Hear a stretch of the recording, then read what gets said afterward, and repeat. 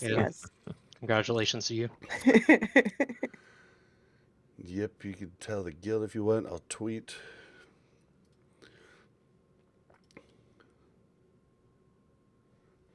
Whenever Yip's gone, Bob's like, Mel, will you post in the guild? And I'm like, No. I'm posting my amazing alt.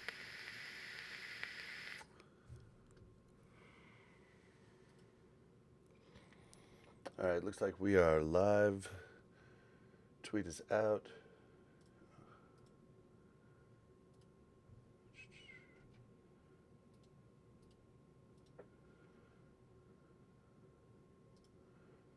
All right. oh, we have Def Mel TV on here? Oh, shit. Twice? Thank you for telling me that. Oh, Cass, what do you want to go by on the show? I say Kasemo or Cass. Cass is fine. All right. Most people are gonna know me by Chillbrah, but I guess when I do my introduction, I'll kind of like say that Kasemo Chillbrah. So Perfect. I just have to put the nameplates. yeah, But I'll probably just call you Cass. yeah. And I'm just Easier. going to use your Twitter. Snow. Yeah, sure. You guys are so advanced for your Twitters, dude. Casmo doesn't believe in Twitter. I think I made an account for some reason, like years ago. I have never touched No it. one else in other industries use Twitter, but the gaming No. industry uses Twitter for some reason. Yeah, I I literally made a Twitter one when I when started podcasting. Yeah, when I started podcasting, that's when I made a Twitter. It's And, definitely an important platform, yeah. I mean, I'm really bad at using it, so I don't even know why I Most tell people people I are, have though. it. I I need a try. Twitter so I can sign up to all the giveaways. Get an Yeah, extra I don't even little do that. entry. The reason for Twitter 101 giveaways. All right. This is just for me. Welcome to Warcraft Reloaded, a podcast brought to you by Mash Those Buttons, covering World of Warcraft Classic, TBC Classic, and its community. I am Bobby, also known as Blazin' Bob, and today we're joined by Mel, aka Melarina. How you doing? Oh, I'm wonderful. Awesome. And we're also joined by Ryan, aka Cognitive Pit. Hi. Oh, hi. I didn't ask the question. I was just told that I was joining. So hello. Yeah, Next. you're here. That's all we have to say about Now that. you're here. And for the first time on the show, we have two guests. We have Kasemo / Chillbrah. How are you doing, brother? Doing pretty well, man. Awesome. And then we also have host of Prepared Podcast, Snomie, on. How you doing? Yeah, good man. Thank you for having me on. Thank you for coming. We have a lot of guests on this show. We love having guests because we get so many different perspectives. So we can't wait to dive in. All right, guys. This week we are gonna do. There's my dog saying what we're gonna do. Also, but this week we're going to do regular housekeeping. We're gonna hit on the news, phase 2 launch, the end of our Arena Season 1. Then we're gonna move on and get to know our two guests because it's the first time on the show, and that's how we do it. And then we're gonna talk just basically an open forum PvP discussion. So I hope you're into PvP because there's gonna be a lot of it this week.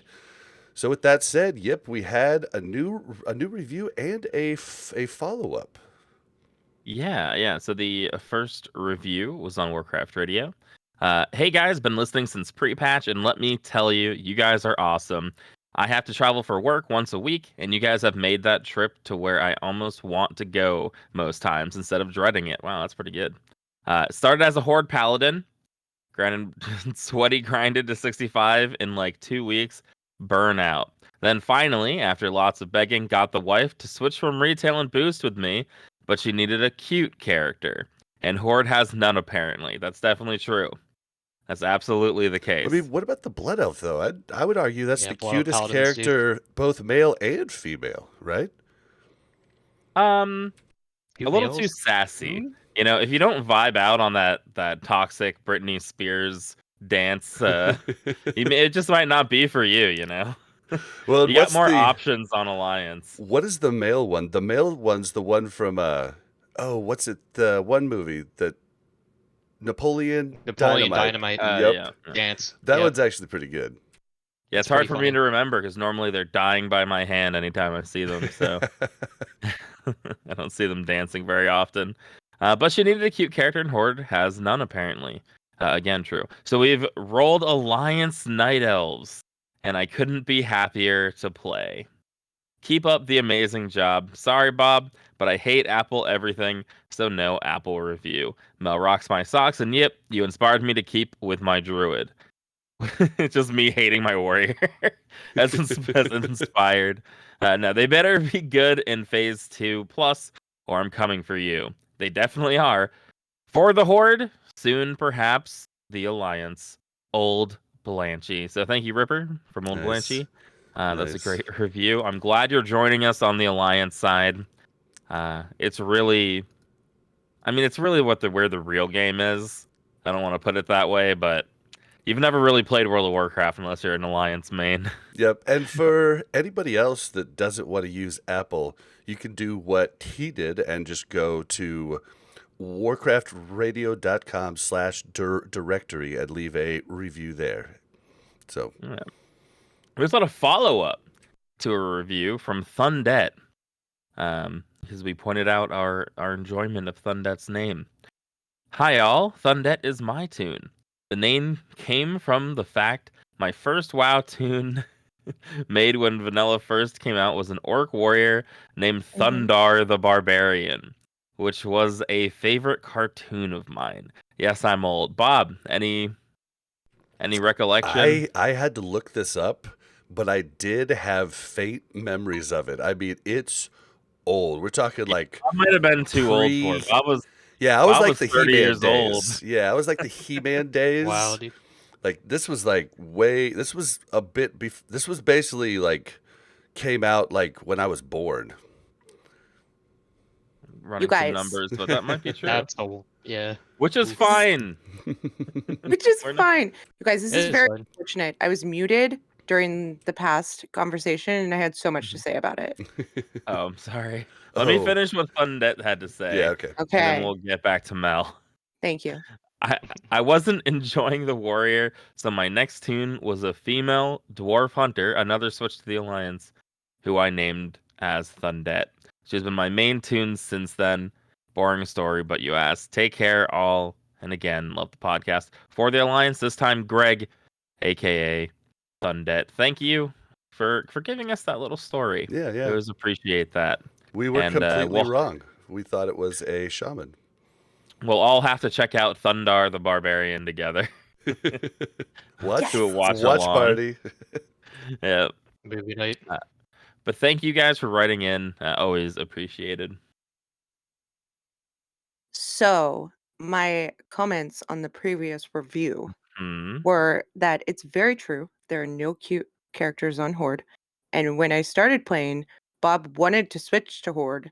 And I said, absolutely not. This was way And we back did in switch vanilla to Horde in TBC. TBC because they got Blood Elves. And Blood Elves are acceptable. Yep. Yeah, they had to give the Horde something. Yeah. Yeah, it was a little too much something looking at what happened. But yeah, so what's everybody been doing this week in WoW? Who wants to go first? I'll go first. Sweet. I did more Kara on my Druid, which went well. Druids are really good. Back to they? the Yeah. review. I like tanking on the Druid. The only problem is they do have less options than a warrior, so it's like plausible deniability. Where on a warrior, if you suck, it's like, well, why didn't you do this? Why didn't you do that? If you suck on a Druid, it's just like, well, you only had 3 different buttons, so there's nothing you really could have done there. You did your best, I'm sure. But no, it's been really good. Getting pretty geared on the Druid, and then I dropped Herbalism today, in fact, and leveled Oh, my yeah? jewel crafting all the way up. Nice. Yeah, jewel crafting, I'm just tired of looking at jewels. I don't know. I just thought it'd be some good money making without a lot of effort. And so far, been a money sink, but I just leveled today. So we have some Me time too. to make it So much back. time picking herbs.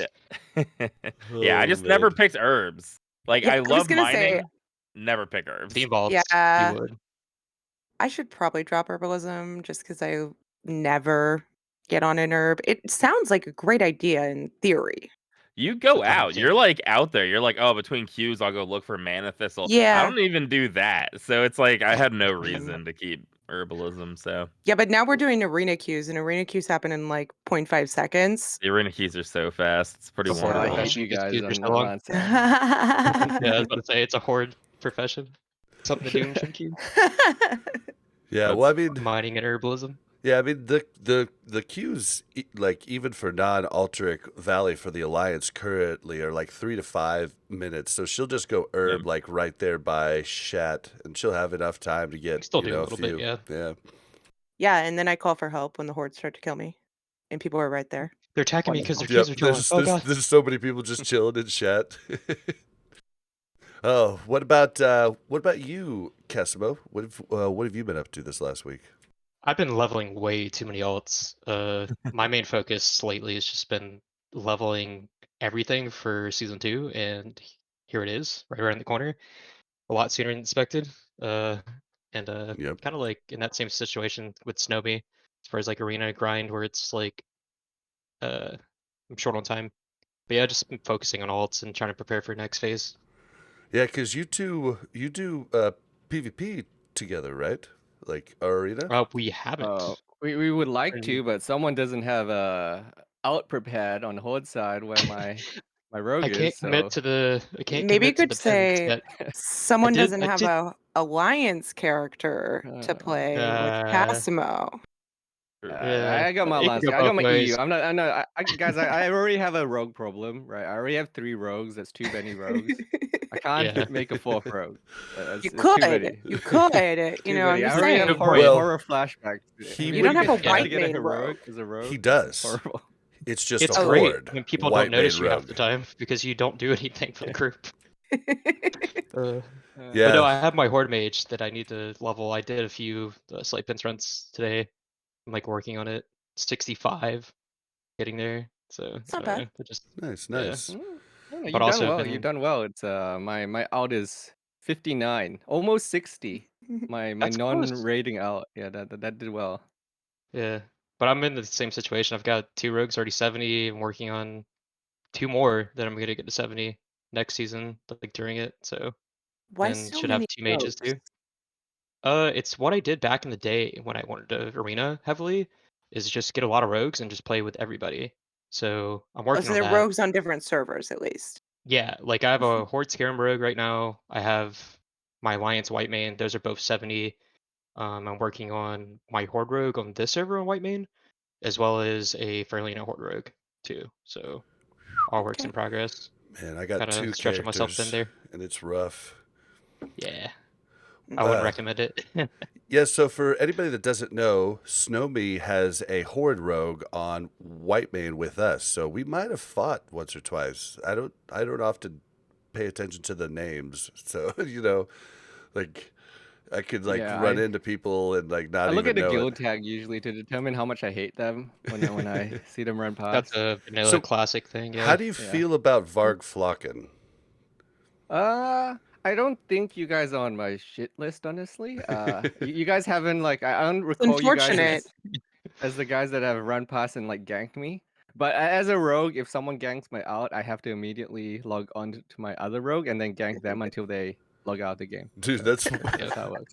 that's I literally had So it my level 70 lock just logged in whatever zone I was leveling in while leveling the warrior just for that I reason. feel like that's a must in BC, especially with flying mounts and stuff. You just kind of have to. Yep. Yeah. I feel like I can't ignore that answer being he doesn't even think of us. That's really what. I know. That's what I was like. I was like, that's kind of sad. You guys, we need to step up our game. Yeah, we gotta step up our world PvP. Me and Come on. Buttery haven't been ganking as much as we used to back Yeah, in the day. we got quite a bit of hate for the amount of ganking we were doing towards the end of Me of and the actual Buttery and classic. Mike out on the ramp and Silthus, dude. We got Especially if you hang out at the ZG Island where Yep. people are trying to get buffs. Oh, Oh, you get a lot of hate Yeah. messages in that. You got a lot of hate I messages. think me and Butters ran into you on the Elemental Island at one time. I don't know. It's Yeah, like yeah. That yeah, it was dude, super long ago. Did you kill those him? places. Yeah, We killed each other a few times. yeah. It was back and forth. It was funny. He was by himself though, so and it's like a hunter versus he has a macro to where he spams it to where if a rogue reses, it like targets them and then puts a hunter's mark on them instantly. So if you like vanish it off, then you just get destroyed. But yeah, super toxic. So Yep. not solo rogue friendly. That was a classic experience. That's a classic PvP experience. Yep. I think It's my fun. Cam favorite will be time camped. was when we would BC will go. get better. What's it? Fellwood. We would go there and just hunt down people trying to get their last buff, the Songflower, and then if you Songfire buff, killed yeah. somebody with full buffs, you felt guilty and satisfied all at the same time. No I guilt. killed No a guilt. lot of people. You guys just have to make a character on progress, and you wouldn't feel no guilt getting redemption when you kill other people. Oh, I once yes. watched Tatsu get jumped by 7 rogues at one time just to stop him getting rogue buffs. Wow. They had an Wow. assassin squad waiting for him. Oh my god. Yeah, That's I've claimed a awesome. few war chiefs from Alliance side and Yeah. Fellwood, trying to get Songfire as the last thing with war chiefs. And it's pretty Actually satisfying. terrifying. Yeah. Yeah, it's terrifying as Alliance, I'll tell you that. So I've experienced that trying to get buffs on my ally mage when I was raiding. I was like, oh, this is what it feels like. Holy crap. I think the best one ever was Mel and I were like level 55. She was under druid. I was on my lock, and my lock was like kind of twinked out. I had like, I don't know, like 60 shadow power, which is pretty high I think I for remember you level being pretty well geared, 55. yeah. And this warrior with full buffs got to the Songflower first and attacked us, killed Mel, but then before like I was like, oh, almost about to die, and I killed him. Like, it was hilarious. And so and then all of his guild showed up right after that, and they had to be just making so much fun of him. All right, but Snow, what have you been up to? A lot of arena. An insane amount of arena. I've been trying to get Glad, and then this recent Blizzard announcement has made it very hard. I got 1 week Yeah. now, essentially. You got like a little bit and then 1 week to get that last Glad rating push. So I've just been in the hyperbolic time chamber, getting trained by a lot of really good But it, yeah. PvPers, pretty much. That's Do you awesome. do 2s, 3s, and 5s, or do you focus on one? Just focus on 2s right now. Just focus on 2s. It's easier to start at 2s and then you go to 3s and such later, because 2s is just this less stuff happening. You go to jump into 3s, it's overwhelming at first at a high level. Yeah, definitely. Yeah, I mean, If you for think us, you got a feel it's bad for a Chanimal, dude. Oh my god. I can only imagine him. No. Channel was gonna be stressing, actually. Channel was gonna be Yeah, stressing all the because requests are gonna come in all the requests with are the gonna come in, 1.5 and he weeks. needs to get his own rank ones as well now, because Yeah. this announcement has scuffed so many people up, honestly, because a lot of people were planning to have that last week push, but now it's like this is the last week push. We got the last week push now coming Like up. I spoke to you before, I Yep. kind of felt like it was gonna be 4 weeks, and now it's a week and a half. Yeah. So that's It's 1 kind of week. stressful. All right, well, Right. But good, Mel, honestly. what have you been up to, Mel? Oh, not a lot. I've been super busy, I guess. I haven't played a ton, but I think I did the raids, and then I did some arena. We've been doing 5s just to try to get points. We have like 10 people on our 5s team. And yeah, I think that's honestly about it. Nothing too exciting this week.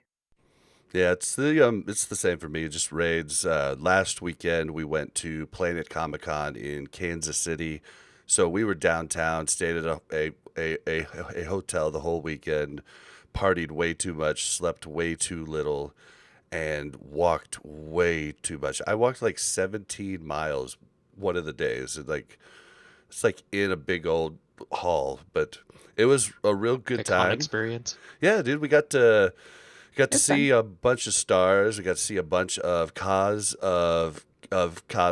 It was a little bit of a bummer with the cosplay because of the masks. Like everybody wore masks, Yeah. for protection. It was kind of a bummer because definitely it see kind of that. took away from some of the stuff. But at the same time, everybody kind of cosplayed as either a ninja or a doctor. So, I mean, it was kind of, it's kind of like everybody was joining in, right? I mean, that's the easiest cosplay of what's going on, right? Just put on the mask, Right. you're cosplay doctor, right?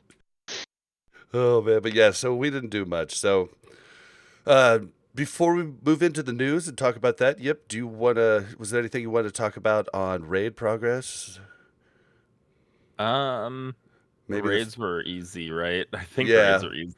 Yeah, I mean, but like I thought maybe you'd want to fill people in on like the DKP change and stuff like that. Oh yeah, true. So maybe other people are having this is going to be a venting session more than a fill-in. Maybe other people are having this Like, a problem lot of too, people are where gonna be familiar. well, it's like there's no gear in 25 mans. Like that's just a fact. There's no gear in 25 mans. At most, there's like a piece you need, or you need your tier. People just don't want to show up to 25 man, so they don't need anything. That seems to be what's going on. If I had to guess, weirdly, Yeah. Kara has more longevity since everybody still needs like a weapon or like one single piece from Actually Kara that's true, not dropping yeah. for them. Yeah, but 25 man's like we had a roll like with 23 a couple of times.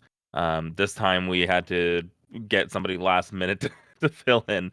So our solution is starting next week, and this is gonna apply for way less weeks than I thought it would, because again, the next phase is coming out very soon, as we'll discuss. But we're just gonna be giving out like minuscule amounts of DKP for these upcoming races. We've been soft resing because DKP, when you're doing Kara with a bunch of different groups, didn't really make sense. And then with such little gear dropping in 25 man, you would never be able to like spend the DKP that the raid is gaining. So we decided to just wait till phase 2. But now, yeah, we're just going to do it a couple weeks earlier to get people's attendance up, make sure we know who's actually going to be here for phase 2. Because I suspect it's going to be actually a little bit harder. It's going to, potentially take a consistent group of people at least, where we're not switching people in and out every week in order to keep it on farm. But that is what we're doing. But other than that, raid's been going well. I'm really looking forward to the phase 2 stuff, though. Me too. You guys haven't done any PTR stuff? Ooh, we've done none. No. Yeah, I've watched some PTR stuff, Yeah, and I I've feel watched. like the way that Varg's handling things is really good compared to what's going on. Like soft resing into like DKP small amounts and then going to the system after this, it's gonna be really good. Yeah, everyone should but- be happy. That's the goal. Yeah, I think it's a good. Everything's smooth. Oh, I feel good like luck right with now. that, man. Everyone should be happy. Tier Yeah, 5 I was gonna say, possible. if that's your goal, you have never gonna But win. it always goes Well- back to the same discussion. I always go back and say like the same amount of loot is dropping no matter what system we're using. Well, it's gonna be better next tier because they're gonna drop more tokens, right? Yeah, for So, tier, it's going to be a lot gonna be better good. for people getting their Yeah. set stuff together. And then with the double drops coming from tier 4, anyone missing pieces are going to really quickly be able to snap those up. Or if you Yeah, re-rolled, we had a tier lot of 4 and re-rollers whatnot in our too. guild. Yep. Yeah. All right, well, let's move into the news. So first up in the news, we got it confirmed. Phase 2 in TBC is coming September 15th. We also got a confirmation of classic vanilla coming, but no date. So classic like classic vanilla fresh is coming. We just don't know exactly when, but it is for sure coming. And that's all the information they gave. All that we know right now on PTR is the chrono is there. Like, that's the only change that we know is there. I'm assuming spell batching isn't in, and I'm assuming it's exactly the way we left it from Yeah, right that's how I before would think too, yeah. pre-patch. So, I feel like that's good on their part. I don't know. I feel like they're handling things pretty well considering what's going on with how they're doing the fresh classic as well as like the TBC changes and whatnot. So It's a trap. They're blowing everything they've got right now while we're distracted. I mean, it if could you look be, at, right? I don't play Yeah. retail, but apparently the retail patch that is coming out as It's supposed to be well. really good. Well, yeah, but it's just like everything everyone wanted coming out at once. Well, you And feel it's like they're Look like over just here. showing Look their over cards here. at this point. yeah, they're just "Hey, like, here's they're like, please don't hate us anymore. Yeah. Here's I mean, I this. See do the that shiny too. thing? See the shiny thing over here? Yeah, I mean them Yeah, shortening yeah. They're the gonna bring off in season. tokens. They're gonna do these changes, then bring in tokens, and then people will flip the other. Yeah, Yeah, I that mean, might Well, the be biggest true. thing that I feel like people are like they're upset, but people being upset doesn't last more than 1 to 2 weeks most of the time. So Yeah. they're just like at this point. But like I don't whoever wrote the article for the new changes, I feel like should be praised because whoever that guy is, phenomenal. Like everything that was said in that post and the way he said it and the way he phrased it, amazing. Like and I feel like a lot of people feel that way. isn't that Kassenex? What's his name? I No. don't I'm not sure. I think Um, so. hold on, I can tell You can you. tell that they're being way more careful and they're being really like Yeah, Exactly. yeah. thorough with their patch notes lately. I'm That pretty is Yeah. sure the guy that writes it is Randy Johnson. Now I'm Randy forgetting. Johnson. Or is it Yeah. Randy Jordan? It's the guy that was first on the Instance podcast with Scott Scott. Johnson. Well, but it's okay. So it's They're Randy not both Jordan. Johnson. Yeah, Randy Jordan. They're both Johnson. Johnson and Johnson. Johnson and Johnson, yeah. There you go. Yeah. But yeah, he's the one that normally writes all of those. So I don't know. Like, is this too soon? Is it too? I mean, we're going to talk Well, they're about. hurrying it, Yeah. right? They're shortening the off season Yeah. in order to bring The way all I of this feel- sooner. Well, I let's go personally ahead feel and just about bring it is that in. It's like too soon, but also it's good because everybody's kind of bored of content because you have I feel like the player base is kind of split, right? Yeah. Half Well, the people are bored with the game and they don't want to even show up, which is kind of what we're realizing with the rating and stuff, right? And then you have other half that just like wants the content faster. I don't know. It's yeah. like I feel like it's good.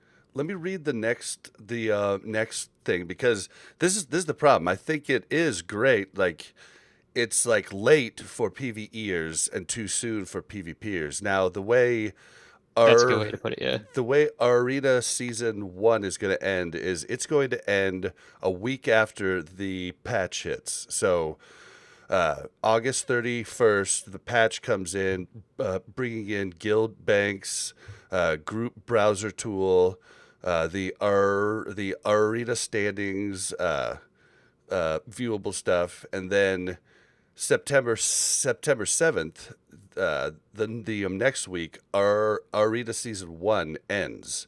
And then you get a 1 week instead of 2 weeks, which they said prior. You get a 1 week reprieve, and then on September 14th, when raid content opens up, Season 2 opens up. And so with all of that in, we can kind of discuss like the pros and cons. Actually, raid content comes out September 15th, the Oh, next day. And okay, so the arena season starts a day early. oh, okay. Yeah, they're locking the raids till that Wednesday. So they all Why? unlock a time that like everybody Wait, it's can compete. Wednesday? Yeah, that's Yeah, so weird. Wednesday, yeah. I feel well they've done that. They've done this so many other times with other content though. Like with Wednesdays, it's strange. Like I think they did that with the PTR, right? So this PTR with the tier 5 content, they dropped it on a Wednesday rather than a Tuesday, It's so weird for progression though, because a lot of people raid on Tuesday. right? Yep, Yeah. Right. yep. So that means like you're gonna have to change your raid schedule if you want to do the week 1 clear. Yeah. I feel like a lot of people rate Tuesday and Thursday, so they'll be like down an extra day, right? So they won't have the Tuesday and Thursday, they'll just have the Thursday. Yeah, there's just one But day. Yeah. yeah. You'll have to Kara and do your other 25 mans and then You save do it the for Wednesday, Thursday or- right? And then just have an Wed- introductory raid for people who want to like come and clear trash, maybe? Yeah, For well, the I mean, Primal Nethers, right? That's gonna be a big even in thing. our own guild, yeah, the nether vortexes start dropping from will Yeah. be dropping from trash. So a trash clear on that Wednesday might be You the don't need best a full thing for 25, guilds so to do. yeah. Yeah, I mean, with 25 people, like the problem before was like 40 people, way too many to get together Yeah. for like a trash farm or something. But you get 15 to 20 people, you're probably gonna be able to get some trash down and farm up some vortexes, which could Yeah. be a really big deal. I think it's really important that I have Storm Herald that day. Yeah, we, me too. we Yeah, cannot same. delay. Same. Yep. For raid Come on, progression, right? You know. Imagine Of not course. having Yeah, Stormwell for the day team. one. Day one. Yeah. Oh God. I feel like I don't even think anybody's upset about the timing. I think people are upset about the notice, Yeah. right? Nobody would have been upset if 3 weeks ago they said, "This is dropping on September 15th." Yeah, The that's problem really true. is that they're telling us now that next week the patch is gonna drop and then arena season's gonna be over, right? So, all those people that, maybe procrastinated on doing their attunements and all those people that aren't where they wanna be in arena and thought they had more time, they're the ones that are being upset. I think the time is fine, Yeah. right? Like, we're all bored. It probably could have been a little bit earlier, but I don't understand why they don't give more notice for these things. Are they Yeah. gonna keep the arena seasons all the same length? Because this would make it what, like 2.5 months? I feel like they will, but the biggest thing, I feel like it's a big PvP problem, but it's not that big PvE, right? Kind of like what Mel's saying. Just because, like 1.5 weeks, right? You're sitting here in Snomie's position, right, where he's worried about like getting a cutoff, and then you also have people that are like doing things like Channible's doing, where he's even boosting, and then he's worried about getting rank one, and you're giving people so little notice to actually Yeah. obtain those ratings that they were trying to get, whereas PvEers are just like, where's the new content? Right. So Yeah, it is. It is definitely. It's definitely like I see the raid logging of just PvEers, like it's huge, but PvP is still going strong. Yeah, I yeah, mean, Yeah. there's definitely nothing else to do in the game right Yeah. now. I feel like if you're You're playing PvE. casually, you're waiting for the next phase, and then if you're playing seriously and you're like doing things like that and you're like pushing rating, it's kind of like detrimental to have such a short notice, right? Well, I think So even PvE players were playing a lot before, trying to work out professions, trying to make money, like doing things like that, where now they're just like, "Okay, I don't need to do any of that anymore." yeah, Yeah, honestly, true. if you're not a PvPer right now, there's not a lot for you guys to do. Like, if Right. you're not a Yeah, PvPer, I'd be in raid log status as well. Both my rogues are pretty much done with all the stuff they need to do PvE wise. So if I didn't PvP, I wouldn't have much to do. I'd probably just be raid logging, leveling it out on the side maybe. But yeah, it's I feel like TBC has two different sides of the coin where you got the PvE and then you got the PvP, but the PvP community is really, really small. So I don't know, maybe Blizzard just doesn't want to like cater as much to the PvP community, but it just feels very weird. It feels very weird that now we're getting this last minute 1 week notice kind of thing. yeah, And it screws a lot of people's plans up for points as well. Like even the people not pushing, because a lot of people planned on at least 3 weeks of points. And if they yeah. don't get the 3 weeks of points, they That's don't get really the correct. item they want and such. And it just w it's fine the date, they just should have told us, like, 2 weeks like, ago 2 weeks ago, and it would've been fine. Right. I Yeah, also feel my like biggest maybe they're plan. just putting it out because it's ready, right? They're like, "Okay, well, it's ready, like, let's put it out." But I'd rather them sit on it being ready for 3 weeks and just tell us, like, it's Yeah, coming. True. I Yeah, wonder if too, them doing this as quickly as possible as well. Maybe they think that the reputation resilience gear coming out as soon as possible will make the PvP scene larger and more I healthy. think it Because a will. lot of Yeah. people don't want to dip in, being like, I gotta farm all this honor gear. I gotta My do all biggest point this with just to that do too was anything. that it was on beta, and that's what you could do in beta. You could do the rep gear, you can do the honor gear too. So those people like most people have like two-piece honor gear at this point. So you can have Yeah. that, and you can also have the two-piece rep gear, and you can have double stack the Brazil, so it puts you like in better like competition with arena scene. So Yeah. I like that a lot in beta, but they didn't carry that over to actual like TBC launch, which makes sense.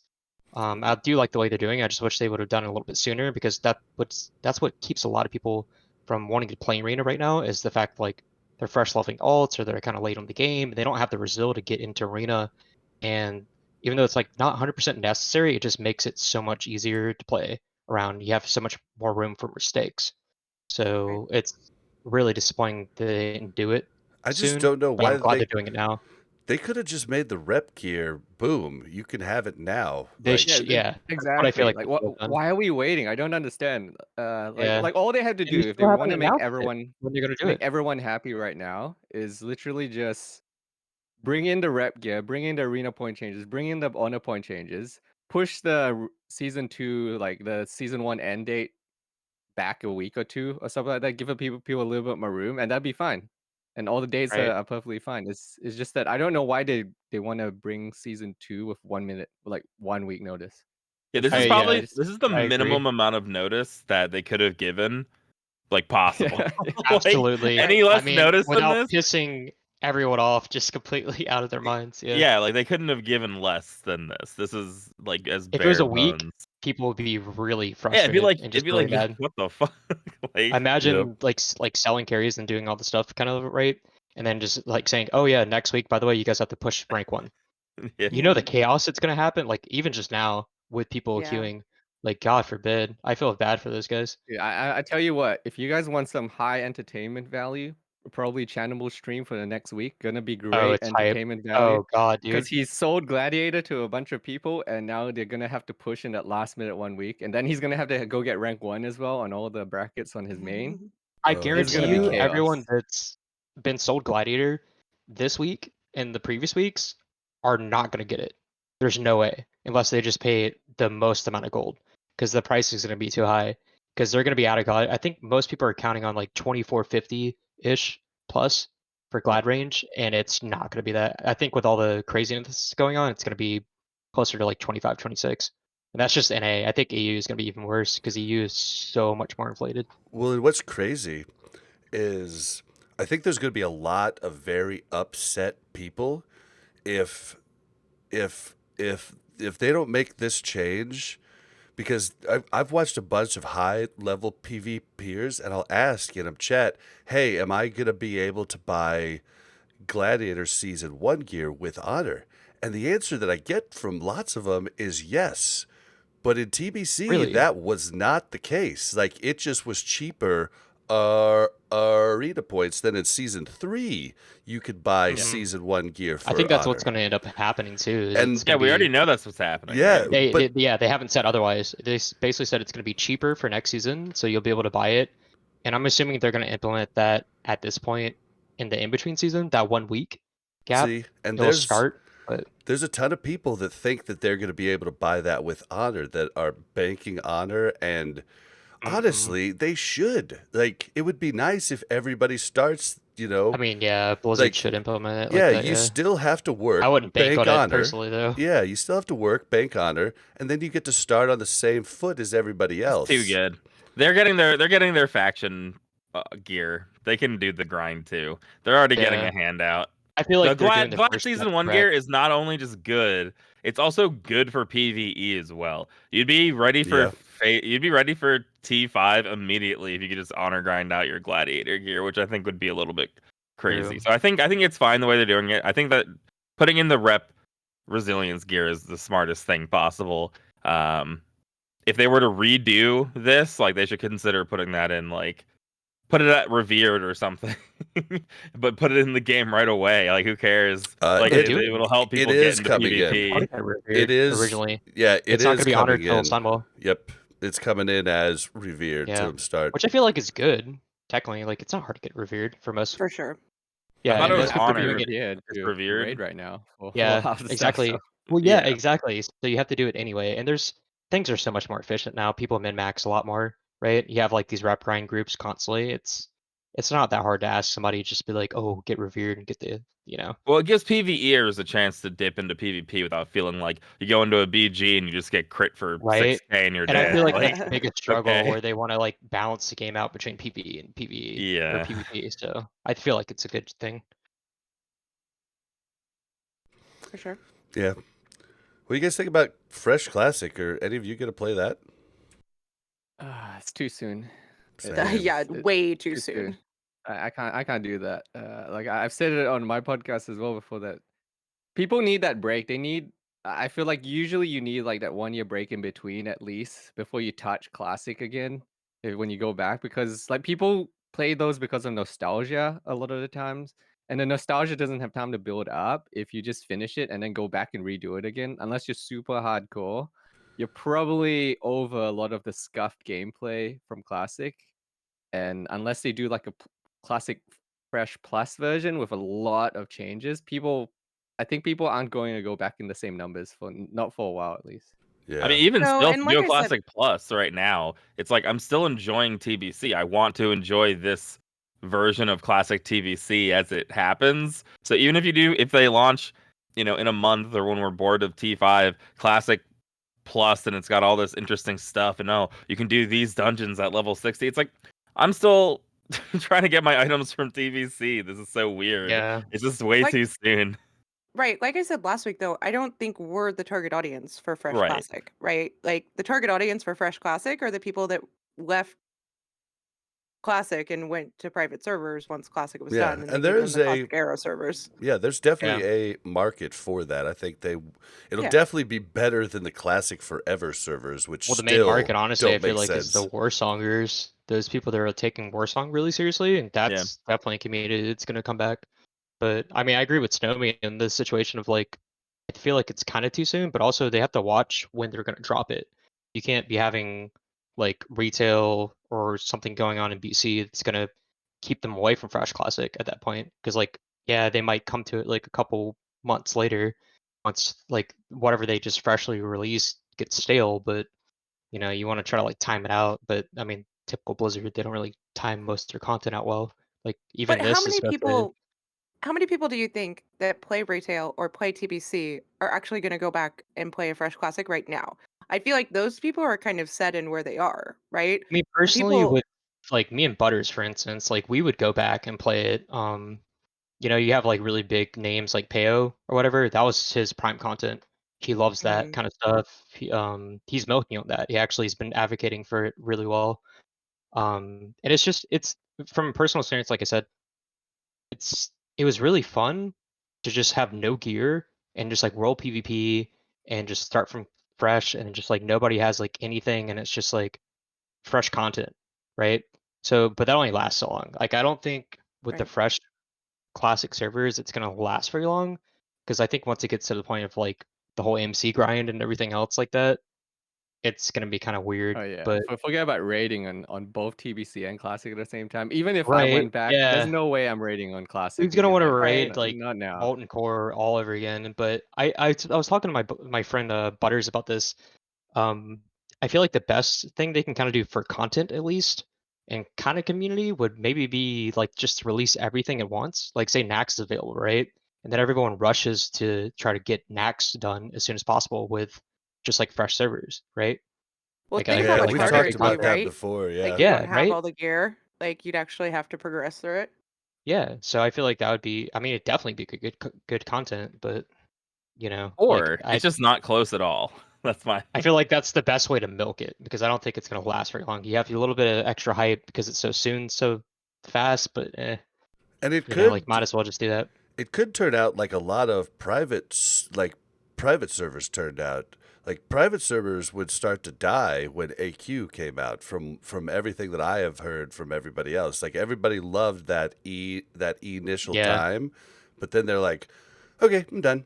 And like I think Classic actually had a lot of people continue through Nax because a lot of people were coming back that had never even done that.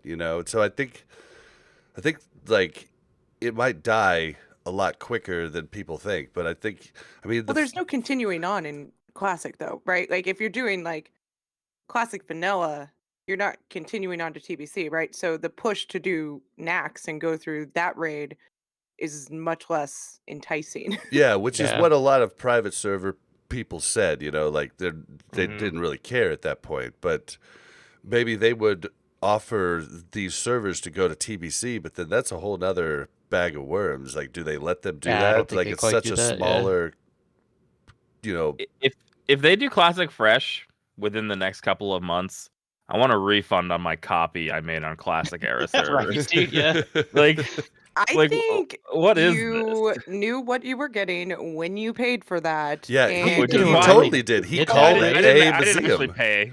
I didn't How many actually pay. personally yeah, people like do you know that actually did that? Because I thought about it and I was just like, nah, there's no way. I thought about it too, Yeah. and I was like, nope. listen, I think a lot more people would have done it if they would have said, "This is your only chance to do it," right? Yeah. But they said you can choose to do it later.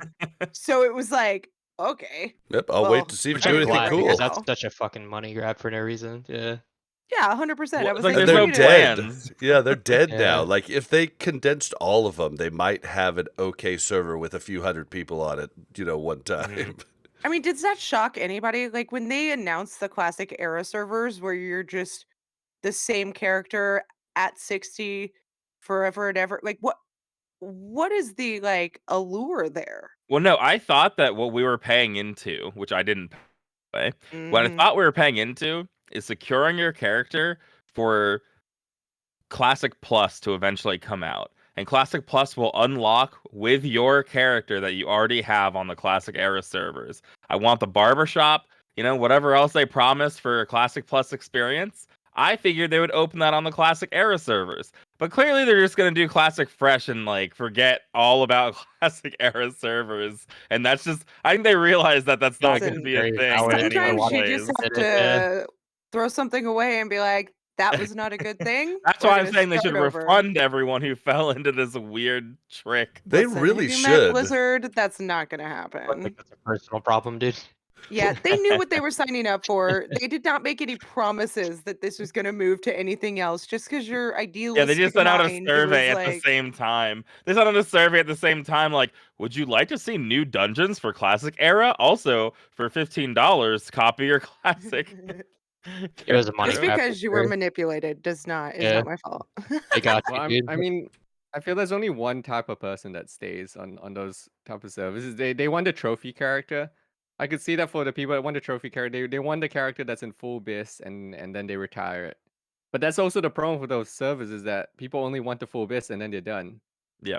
Right. And and Nax went And on then for they so long that die. most people were in full bis already. So there's just like no one that even cares. There's no Right. one that Sure, really yeah. even cares left. Yeah, I like feel like this is like I looked at my phone and my phone was full and it was like, you can delete all of your messages over a year ago. And I was like, wait, I don't want to do that. Like I'm ever gonna freaking go back and look at my messages from over a year ago. Like, I of how not is that having even it a to worry thing? you. Yeah. Yeah, Maybe it's it just is like looking I at wanted memes from a to, year ago. That was a Good good analogy of it. Maybe if right? I actually got Thunder Fury, I would have copied my character over, but I've got 100 Arcanite bars and one binding on my copy Hey, character. we've been offering to do binding runs, dude. Come on. I It's can't so copy that to so- Classic Era. Yeah, it's true. There's no point. oh man, yeah, that's just it just I don't know one content creator that said it was a good idea. Like I don't know where they got the idea to even do it. It's just so I think it was a bizarre. band-aid. It was a band-aid. They knew they needed to do something for the people that loved Classic, but they Yeah. didn't I have the don't want to time play to. TBC. I think there was a Yeah. lot of talk, and I think it was like forum based, really, because that's a lot of stuff that you don't really see most of the time. I think it was just Mhm. like a big forum talk, and they're just like, "Oh, Yeah. this is gonna be a If problem." you right? 100% knew you were not playing TBC, you may as well copy your character over to the It's what all the other world side buff for free. features You got to are choose, doing. remember. You They're got like, to I choose can't which get rid of character. this character. Yeah, I don't know, but well, it phase 2 is coming. The arena season is ending on September 7th. Just remember everything is going to go to a discounted price. I don't know what the arena gear discount's going to be, but I do know that on About PTR, 30%, well, it's about 40% for something like that. Yeah. for the honor gear. Like you're going from like Yeah. 17K to like I want to say it was like 10K. 300 points or something like per item. It seemed like I know the arena gear Arena released- gear's all over the place. It's kind of confusing because they did a few changes. We don't know which version we're going to get in the preseason because the final price right now on PTR is about 50% discount and maybe in some cases a little bit more than Oh, 50% on arena gear at least. Yeah, and But then initially it was pissed only like off? 20% or 25%. So I I don't think they know should what it's gonna be. compensate, like you're saying, like with the 50%. I feel like that's a good thing because what I originally saw was like a 20-30%. I feel like that's it's outdated. Not enough. Like it worked back in the day and it made sense, but like people are too min-maxing now. It should be like where it's at 50%. I feel like that's a good point. You guys, how pissed off is everybody that spent honor and arena points on gear last week right now? yeah, Like, You knew last week. Well, I Last didn't week spend you anything. could have. I feel like you knew last no matter week, but if if it's gonna you're be- if you're an arena, you're trying to grind like rank. and you can get a piece for 3 weeks, like, that's worth it to a lot of people, right? You can get a piece Yeah. for 1 week? Then you should be Nah. happy with it for 1 week. It's all the I've been same. trying to You coach you can either No. climb or you can't climb. Put your I've been money trying to where your coach people mouth is. as best as I can about like what they should and shouldn't do based on like how many weeks, and it's all been based on a 4-week process. I feel like a complete, POS about telling people what they should do in this situation because I was I giving them just a bought a 4-week bunch of my notice, PvE gear for my druid. right? Yeah, Yeah, but still, it's my just like now it's a week and a half. I'm like, okay, guys, I'm sorry. Like, revoke everything I Right, told like, you. it's not worth Uh, it for a week and a half. It's yeah, worth it for 4 definitely. weeks. Yeah, I think you should definitely bank on it because it is like the boots go from like 17K to 10K, and my 7,000 biggest honor is a advice, lot yeah, of time. because it's gonna be 10 times arena points in honor. I feel like anybody at this point with this short notice, absolutely, you get your points Tuesday. Don't spend anything. Get your points the next week. Don't spend anything. The only reason, like, exception would be if you're getting a 4-piece out of it, or if you're getting a 2-piece out of it for Glad, for your Glad gear. Because a lot of the 4 pieces for Glad, like Rogue, for instance, you get 10 energy, which is really huge. If you're gonna get something like that, then absolutely go for it. Because why not going into the new season? But yeah, everyone else, But like only if you're especially close casual to players, pushing, right? 'Cause only isn't if you can, yeah. Yeah. Because like the big thing to notice too that a lot of people don't look at and they don't pay attention to is that the honor gear for the all pieces from this season to next season isn't that big of an upgrade. You definitely want it, but it's not priority over like a 4-piece glad set for a lot of classes. Yeah. So yeah, so like like you want to bank on honor and try to do that whole thing, but also keep in mind like all pieces are going to be almost the only thing that matters next season because you're going to be able to get the rep gear. Well, and So see, that's my biggest problem with the whole blue set is that going from the blue set to season 1 glad gear, or just going from the blue set to just tier 4 PvE gear, is a huge change. And like, I mean, each piece is like double the freaking stamina. I mean, it's the nuts. stam's usually huge. Yeah. Yeah. Whereas each tier of glad gear as you go up is a much smaller jump. So it's like it's like a lot easier once you get those base pieces. So this first season is so weird with the blue pieces. Do you think that at the end of TBC, everyone's gonna make fun of people who were like Glad in rank 1 in season 1? Like, oh, you hit the Glad in season 1. That was the scuffed arena season that ended People I are early. already think they doing that definitely based on are. like back in the day, but I I don't know. mean, I I mean, feel do like you it's gonna think be there's gonna so be a lot of people time that make cringed. Glad season 1 and not after? That's the thing. I don't know how many people are even left playing arena, and like I feel like everyone in the Glad range and rank 1 range, I feel like everyone that's in that range is hardcore PvPers at this stage. Yeah. It's pretty much just yeah. the hardcore Yeah. PvPers. Well, I can And the tell alts. you in our original TBC, Mel and I got glad season 1 and then never got even close to it after that, and not for lack of It was such playing. more of a joke back in the day, honestly. Yeah, Not but like back then not to nobody knew what they were discredit, doing. yeah, Exactly. not to discredit anybody. They got like season 1, season 2, like season 3, season 4, or OG Glad, but there's not as much min maxing as there is today.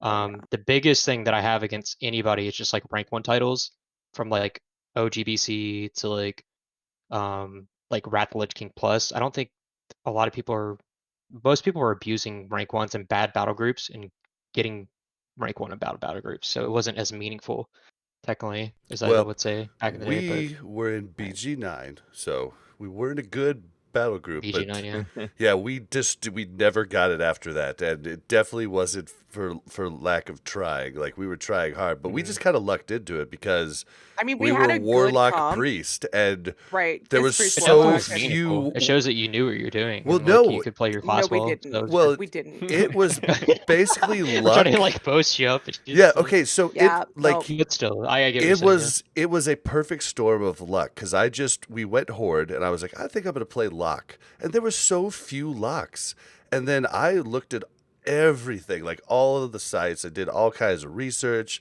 I was running SL when most people didn't even know about it, so like it was just a It different wasn't time. as well known as it is now, Yeah. definitely. Yeah. So it was basically a perfect storm of luck and just having more information than the other people playing is what basically got us. But that's impossible now. I mean, now you have to have all the info and you have to be just as good. Like it's hard So now. much easier access. Everybody's on YouTube. Everybody's watching Twitch constantly. Yeah, well, So I we're feel like kind of my getting into the talk that we're going to do in a second here. Let's just move on to discussion. You guys cool with that? absolutely. All right, let's move on to discussion. And so in this discussion, we're going to talk about a lot of PvP, just like what we just talked about. This episode's basically the PvP episode. But first off, we just want to get to know you guys a little bit more for people that don't know you. So why don't you let's start with Cass and just give us your World of Warcraft background, like when you started originally, like how long you played, yada yada yada. Gotcha. Yeah. So most people know me from White Main server as Chillbrah, but I usually go by Kasemo. It's like my more original name. I've been playing WoW for about 15 years. I usually have been maining Rogue ever since the launch of Vanilla up until now. Main Mage is a like backup and like a few other classes. I've been multi-classing a lot of other classes throughout all the expansions a while. My main focus of the game usually is Arena. Um, I've gotten up to about we got 2708, I think is what it was, with me and my mage partner back in Wrath of season 5 and season 6. We're the top rogue mage in the world. Multi-glad since then, like multiple classes. Back in classic vanilla as the launch, I ranked my mage to rank 14 in one of the first few rank Yeah, 14ers. you were one of the Yeah. first. And that was on And then Horde side.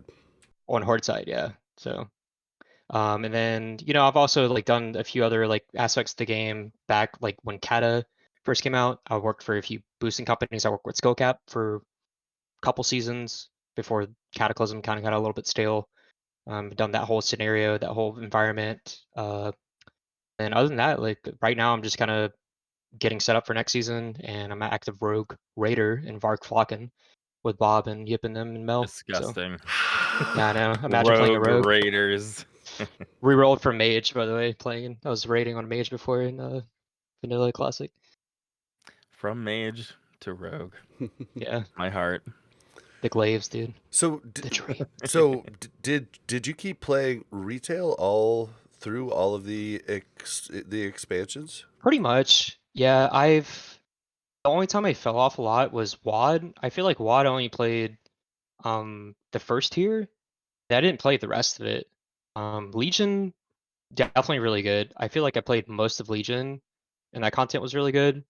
And I played Shadowlands, the newest one, pretty consistently up until BC launch, and then of course that got overridden. But I still kind of dip in retail a little bit. So Cool. Okay.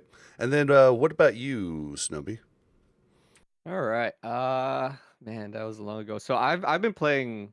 I played WoW a lot from day one, even actually before day one, because I got into the US servers a day early. For a lot of people, I managed to get a really early copy by begging the person at the local EB Games to give me my wow, pre-order a lucky. day early. So I was actually I was the first the highest level rogue on BlackRock server back in the day. And then I've been playing WoW I did vanilla, I did TBC, and then I did Wrath, but I stopped after Wrath. I was kind of on and off in TBC and Wrath, but I did a lot of PvP. I was actually originally a PvP guy, but I now people know me for PvE just because of my YouTube and all that other stuff. But yeah, I was originally a big PvPer. Mainly, I didn't even really raid that much back in TBC originally. Dude, I was Mel pretty and much I feel I- like you're not arena. old enough to have played vanilla. Yeah, that's the thing. A lot of people think I'm a lot younger than, It's than like I my am. age, right? Like I'm Same. old. I'm I'm old. 31, right? Like what are you like 30? I'm 32. Oh, so you're older than me. Yeah. I Yeah, mean, I I'm older played than you. vanilla.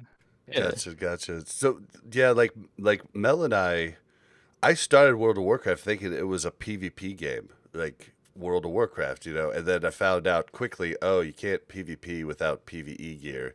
And so we joined a guild. We did like top end raiding like 5 days a week. It was nuts. It was fun, but it burnt us out. So when TBC came out, we were just like, we're gonna re-roll and just do PvP. So we literally like didn't do hardly any raids at all. We just PvP'd. And then Wrath we did both because of dual spec. But yeah. So okay, keep going. Did Yeah. you even play after Cataclysm? No, I didn't even play Kata. So what happened was I was on and off in TBC Wrath just because that I was going into college during that time, and I was like, oh, maybe I should focus on like real life stuff a bit more. So I was on and off, and then there's that whole thing where I quit college my first year and became a pro snowboarder. But we can get into that later. I definitely want to. Yeah. And then nowadays people know me because Classic came back, and I became a streamer and YouTuber person, and people know me because I'm the rogue guy, I guess now.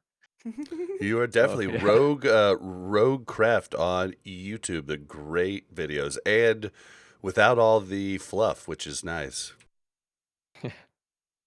Yeah. So yeah, pretty much I'm back for Classic. The funny thing is I came back. I never intended to be a streamer or anything like that, and I actually intended to just come and chill, play a little bit of Classic. And my friends, I didn't even reserve my name until the last day, just before it released, because I wasn't even planning on playing Classic. Super lucky. Then Yeah. Dude, you're just Yeah. like Mel and I were like, yeah, we might play to like level. Or Mel wasn't even gonna play. No. I was like, I might said play to level absolutely not. 40, and then I got to like level 20, and I was like, Mel, you gotta come. And so she came, and then we started just playing, and then I was like, well, we're done. We canceled our other podcast about the Overwatch League. Let's start a podcast. And now all of a sudden, it's so different than we Bob gets thought. all the details wrong. Okay, because what happened was Bob always planned on going back. But He not for didn't think he playing was going to long. continue, Yeah. right? So I always said no. That game ruined my life once. It's not going to happen again. But I was in like college when it happened, when we played, and then I went to grad school, and I was just like, I didn't have time for it. I don't know why I think I have time for it now, but it's a lot less of a time commitment now than it was Before. back then, right? And then he started a podcast because he tried to get me into it, and I was like, no, absolutely not. I don't have time for that. I don't even have time to play the game. And then Steel Wolf left the podcast, and he was like, Mel, so it's only every other week, it's only an hour, and all you have to do is talk about the game. And here we Pushing are. it to slowly. Here we are, 3-hour episodes every week, and See, that's why I didn't want to get into it the first time. When my friends told me to come back and play a little bit of Classic, I was nah, man, I can't do that. I know myself too right. much. I know that I don't play games casually. So I knew if I got into it, I would end up playing hardcore. And I also know that people that invite you to play World of Warcraft casually will end up quitting, and then you'll be the one Yeah. playing hardcore, and Yep. they'll be gone. Right. Yeah. So Which often is I get exactly that what happens. happened. Yeah. That's what happened to us. Am I We the joined only with one like that 4 had like friends. They're that was gone. like super set up for it with like my friends and everything? I feel like my friend group that I started with, it's like completely different spectrum of we were like set up, we're like hardcore committed, we upgraded our PCs. Like me personally, like this is hilarious, but I had like pre-meals set up for the launch that week, like even like a couple weeks and everything, and just like energy drinks, like just Listen, that's just everything I smart. needed. Yeah, It's just we had Right? that And set I was up just for like super TBC. committed. Like this is going down. I took 2 weeks off work at that point in time, and just like so were my buddies, and we were just like we binged it, and we got quick levels like 60, try to get there as fast as possible, and just like min max the game. So And there was But I no did too. misconception of going in casually no, for yeah, you we guys. knew exactly what we were getting I- into. We prepped in weeks in advance. I went grocery shopping the week before, and I had like my fridge stocked, and I made the meals like a couple days before. Like I was all in, dude. Yeah, That's the That's best. hilarious. That's the best thing to do, though. It's just the most fun thing for me. Like I didn't do that for Right? original because I came in really casually at the start, but like for Mhm. TBC for sure. That's the Yeah, best we did it experience. for You get your buddies together, you prep, and I feel then like a lot. I yeah. don't know. Maybe a lot more people did it for BC, but maybe not. I don't know. I Yeah, I feel did like it for the Classic too. It leveling was just squad. The stupid queues made that the worst experience I for me forgot because there was a Yeah, I was queue. ready and I was in, but a couple of my I'd get friends, off I had work to and wait then just, 6 like, have to remote hours. log in. Yeah, but 6 hours I was waiting just yeah, Yeah, in. if Yeah. Bob wouldn't have been able to log me in, like I worked at a clinic with children, like there was no way I'm remote desktoping in while I'm out on the, in the clinic working with children. Like there's just no way. Yeah. Would have not played. yep. It was definitely the cues were crazy, and then we learned like different things, like oh, if you Alt F4, log, at like the 25-minute mark, Alt Mhm. F4, log back in on a different character, you're good for another 25 minutes. Or if you Yeah. took a flight path from one end of the map to the other end, it would take a long time, and then you definitely weren't gonna get kicked during that time. Like there was so many little tricks we It was learned. such a They had a big game. they had a big thing with Horde side with the Zeppelins, and people were abusing it. It kinda came They had to later nerf with that. the They queues. hotfixed that because everyone's Yeah. AFKing on Zeppelin. Yeah, people were just Yeah. AFKing on Zeppelins for a while. That was a big fix because you could just literally just stay Uh, logged in like that. Wow, Huh. nice. All right, well, did either of you play in the private server scene? Mm, I didn't. Did you, Chillbrah? I've done a little bit, yeah. Most of my stuff was just kind of casual, just like arena, throughout like um retail being kind of like dry for it. So I've done like a little bit of Wrath private servers, stuff like that. I did a little bit of prep before Vanilla Classic came out with a few friends. We did a little bit of diving in to see what we wanted to play and how classes kind of felt before Vanilla Classic came out. Did a little bit of private server stuff with that, and then after the rank 14 grind, I did a little bit of the endless grind and playing on endless just to prep for arena. It was pretty fun, but I mean, it's just a completely different server than what beta and what current TBC is now.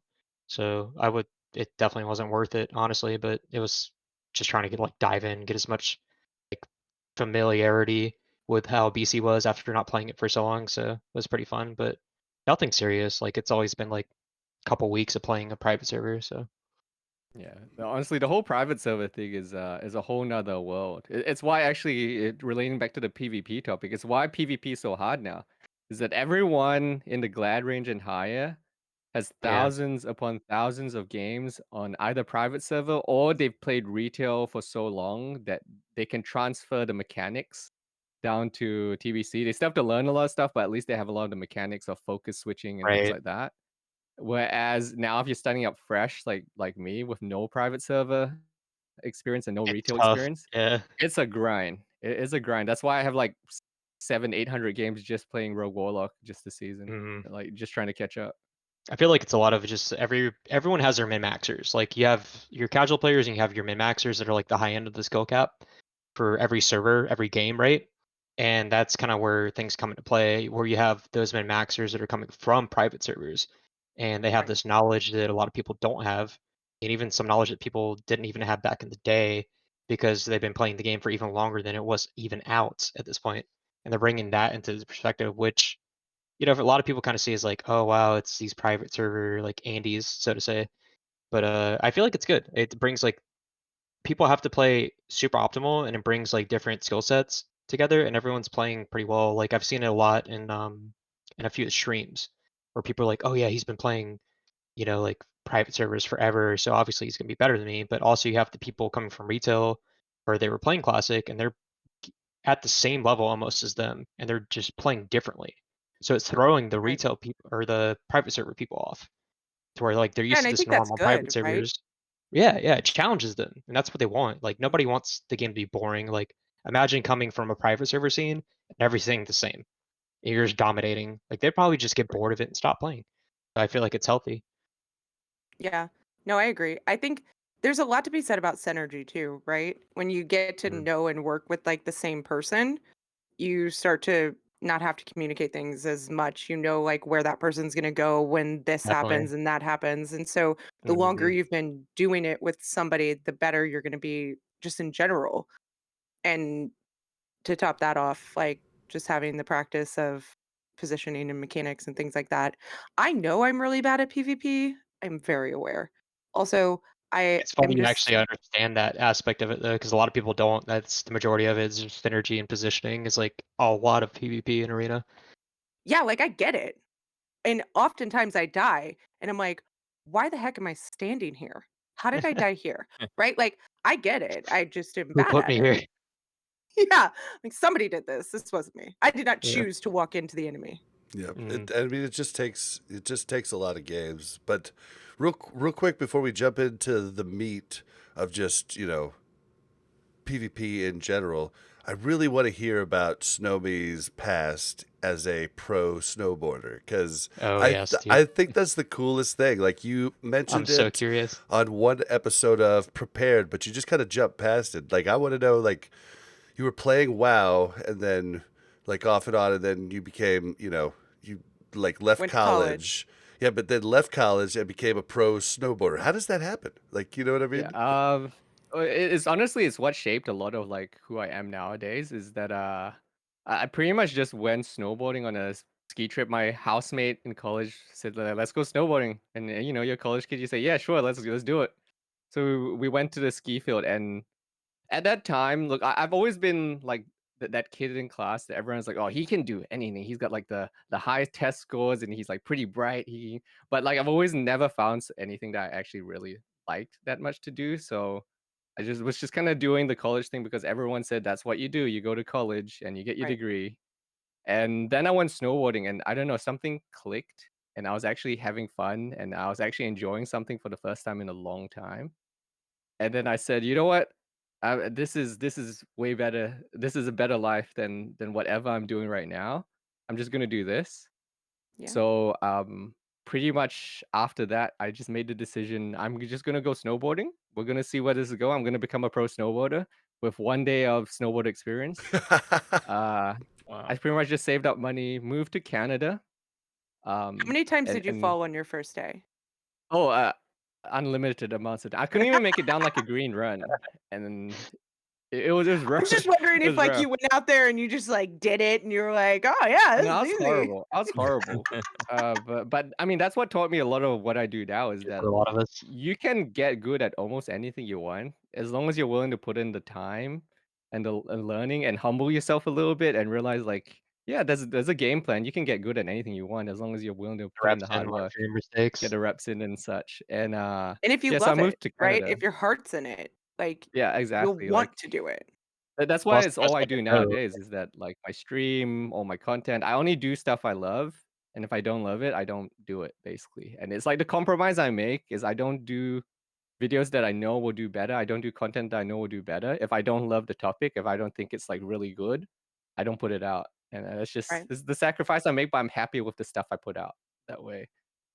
But Yeah. yeah, to go back to the snowboarding thing, I spent well, it must be 5 years basically. I was snowboarding about 250 days a year. So I would go to Canada, do a full season there, then I would go to New Zealand because it's opposite seasons, and then I go do winter there, and then I'd have like Wow. 1 Wow. or 2 months off a year, and I pretty much only did that for about 5 years, and, That's the insane. yeah, yeah, so I had like a very fast, skill increase because you're just spending so much time, you can't not get good doing that much. So it taught me a lot about just learning things and pushing past adversity because I kind of scuffed up my knee on my first season. I had to relearn how to walk and everything, and Whoa. yeah, Yeah. it wasn't great. Like my first season out there, I was like fresh, and I thought, man, okay, we're gonna kill it. I booked out this expensive private training group to teach me how to snowboard well and all that. And then first season out, came up short on a jump and just blew my knee out. So I spent the next Oh, year wow. just rehabbing as well. Damn. So Yeah. it Well, I was Damn. mean, it's extremely dangerous. I watched this documentary. I'm sure you probably know the guy. I can't think of his name off the top of my head, but he was a I'm white. no. Sean. He Oh yeah. was The he was one snowboarder you friends. I knew. know Yeah. we've like He went over that was before. Yeah. like he was friends with oh Sean Kevin White, I Pierce, guess. probably Kevin Pierce. Yeah, where he got the head injury. Yeah. Oh man, it was such a sad story. Like he was like a what's even the word for it? Like he was going to be like a big Oh, yeah, star. he was like on Sean White's level, same level in half pipe in that Yeah. discipline. And it's just Yeah. like, ooh, yeah. That's so dangerous. Yeah, honestly, it teaches you a lot about yourself. Like a lot of people don't realize the mental aspect of a lot of that stuff. Like to be able to go up to a snowboard jump that's like 70 foot. If you fail, you fall 2 stories down, and you know that like Whew. a day before there's been a guy that got paralyzed maybe because he screwed something up. So it's a lot about like you learn a lot about yourself. Honestly, you learn a lot about yourself about facing your fears, getting the mental discipline in, and things like that. It really shaped me as a person, honestly, a lot. It's What probably I why do. it's a young man's game. Because I don't know about you, but when I was younger, fearless. Now I'm like, I don't know if I'm going to do that. Yeah, I feel that Oh, 100%. Back then, 100%. I was like, I don't care what I do. Now I'm like, I need to make sure I'm Yeah. doing this correctly. I'm Yeah, gonna I mean, not be so well tomorrow. when I was 16, I got on the top of my buddy's car in the Hy-Vee parking lot, which is a grocery store. I held on to the sides while he went 60 miles an hour through the parking lot. If I had made one mistake, I would have been dead, paralyzed. Like, I wouldn't do Yeah. that now if you paid me. I Well, did that on the highway when I was a teenager. I remember me and my buddies hanging out of a van and holding on like the doors open on the sides, right? So it was like you could just hang out of it. And we do that and we were on our skateboards and we're going like 70, 80 miles an hour down the highway on skateboards, like just hanging on the side of a van. It's just like, would I Ugh. do that now? Absolutely not. So I mean, I just remember going skiing when I was younger, and Yeah. no fear. I would go on all the black slopes, all the moguls and everything. I mean, when I was small, you just went over the moguls, like it didn't really matter. Took me a Yeah. couple years before I realized I had to go between them. But I went back after like I hadn't been for 7 years. And I was, like, so terrified of things. I was like, "First of all, the chairlift, this is a horrifying experience. Why are we on this little thing that I could just fall off of very easily?" Second off, like, there's just ice, and I'm like, "Why are they going through the trees? They're gonna knock their head off." I'm like, "Oh my god, I am old. This is I should never do this again." Everyone just gets more aware as they get older. There's like, Right. these are all the repercussions of things. I understand things more now. Yeah. You realize your vulnerability. Yeah. do you still snowboard? I wish I could do it more, honestly. Like if like you give me unlimited funds, I'd be retired in Whistler, playing WoW in the daytime, or at nighttime, I guess, and snowboarding during the daytime. But it's so expensive to live in Yeah. ski towns, and like I was planning to go do the whole pro circuit and everything, and I got pretty good. I'd say I was like what you would call 1 year behind Sean White's level, so as far as like progression. So he'd always be like 1 year ahead of where I would be. So I caught up Mhm. pretty well, but like at some point I just realized I want to just do my own thing and just be happy doing my own thing. I don't want to have like sponsors tell me like, oh, you got to do this kind of snowboarding, you got to do that. I just want to be happy. I just want to go snowboarding and not worry about Yeah. doing that I sort feel of like the things. whole sponsorship's kind of like a reality check of things. Like, Yeah, wait, this isn't it's what I kind of thought it like was, right? when you realize you're snowboarding and doing that stuff for someone else and not yourself, it Exactly. kind of Yeah. changes. It kind of takes away the love for what you're doing. Yeah. So yeah, it's at some point I realized like I gotta figure out a future path. I still would like to go back eventually if one day I have enough money to get a little house in Whistler and just retire there. I'd be perfectly happy doing that. What's Yes. your favorite resort? Kim wants to know. Whistler Blackcomb in Canada. Yeah, for sure. That's it's my ideal. I call it my happiest place on earth. And honestly, if you ever Everybody go to wants Whistler, Canada. Blackcomb, anyone that visits Whistler, you understand. It's like everyone that is happy, and they're either really rich, happy retired people, or really poor, happy snowboard bums. So like There's everyone's just just no happy. stress at Like any no any stress. point. Everyone's just happy. Yeah, everyone's super nice. I always tell people the story that Whistler's the only place where I tried to cross the highway, and multiple cars will stop on the highway and wave me across. Oh And my that's just like god. the atmosphere of everyone. I'm Everyone's just not in a happy hurry, and man. Just go with this ahead. community, and yeah, it's Oh, just man. really chill. That's awesome. That's awesome. Yeah. Well, let's let's move into just like what are you guys' overall thoughts on like PvP in TBC? We've kind of covered bits and pieces of it, but just like are you having a good time? Like just I don't it's not even really a question. Just what are your thoughts? A broad topic, yeah. I don't know. I feel like it's in a really good spot. I mean, I think at least for TBC, like retail, eh. it's like a little kind of weird just with the different like what's the thing? It's like the not the conduits, whatever the thing's called. I'm like blanking on it. See, I don't But know. like I don't know the retail at covenants, all. right? Oh, That's okay. what it is. Okay. Yeah, so they have a covenant system and it's just been, it's back and forth. They're changing stuff. People are having trouble changing. It's like a really big process and really big grindy thing to change covenants. And that's been a big thing that kind of like held people back because it's like, well, what do you do if you committed to a covenant and now it's not so good for whatever you want to commit to, like PvP or PvE? It's kind of stressful, right? Or like, what if you like playing multiple specs? Mage is a good point for that. Like with Fire and Arcane and Frost, there's different covenants that you're supposed to go for each one, and I think they're probably even different for like PvP and PvE. So that's really weird. So something good, thankfully today, they brought out a post about it, how it's going to be easier for I don't know exact details for mains and alts to actually like deal with covenant stuff. So I feel like they're doing that really well. So bright future for retail PvP hopefully soon with that. But I feel like TBC is really in a good spot. Um, Personally, the only thing really big I wish they would change with TBC is just the arena restrictions. I wish they would kind of move to like the retail version of it where you have your personal rating and you can play with whoever you want. It's not so team reliant. Yeah, Like I the get like placement one system is scuffed. that's really bad too. Like I kind of like it. Sometimes I don't. Like I feel like it's a little over excessive. But the biggest thing I know for a lot of PP peers are dealing with right now that really want to change is just to be able to play with whoever they want, not have to be like stuck on a team or worry about leaving a team and losing points for the week and stuff Right. like that. It'd be so much easier. And that way you can just like play with your friends no matter what. Um, Do you think but that would increase boosting though? Yeah, but I don't think there's nothing they can really do about that. Like, I don't know, some people see it as a problem, some people like it. Um, but It's really weird because like you were kind of coaching our uh well you came a and little bit, coached yeah. our threes team afterwards, but we had done Mm, fives, right? And we had had yeah, a crappy night. Like I've got a weak aura that tells me the the MMR, yeah, MMR of the team when and the PR. like win or loss at the end, right? And it was Mm, crazy.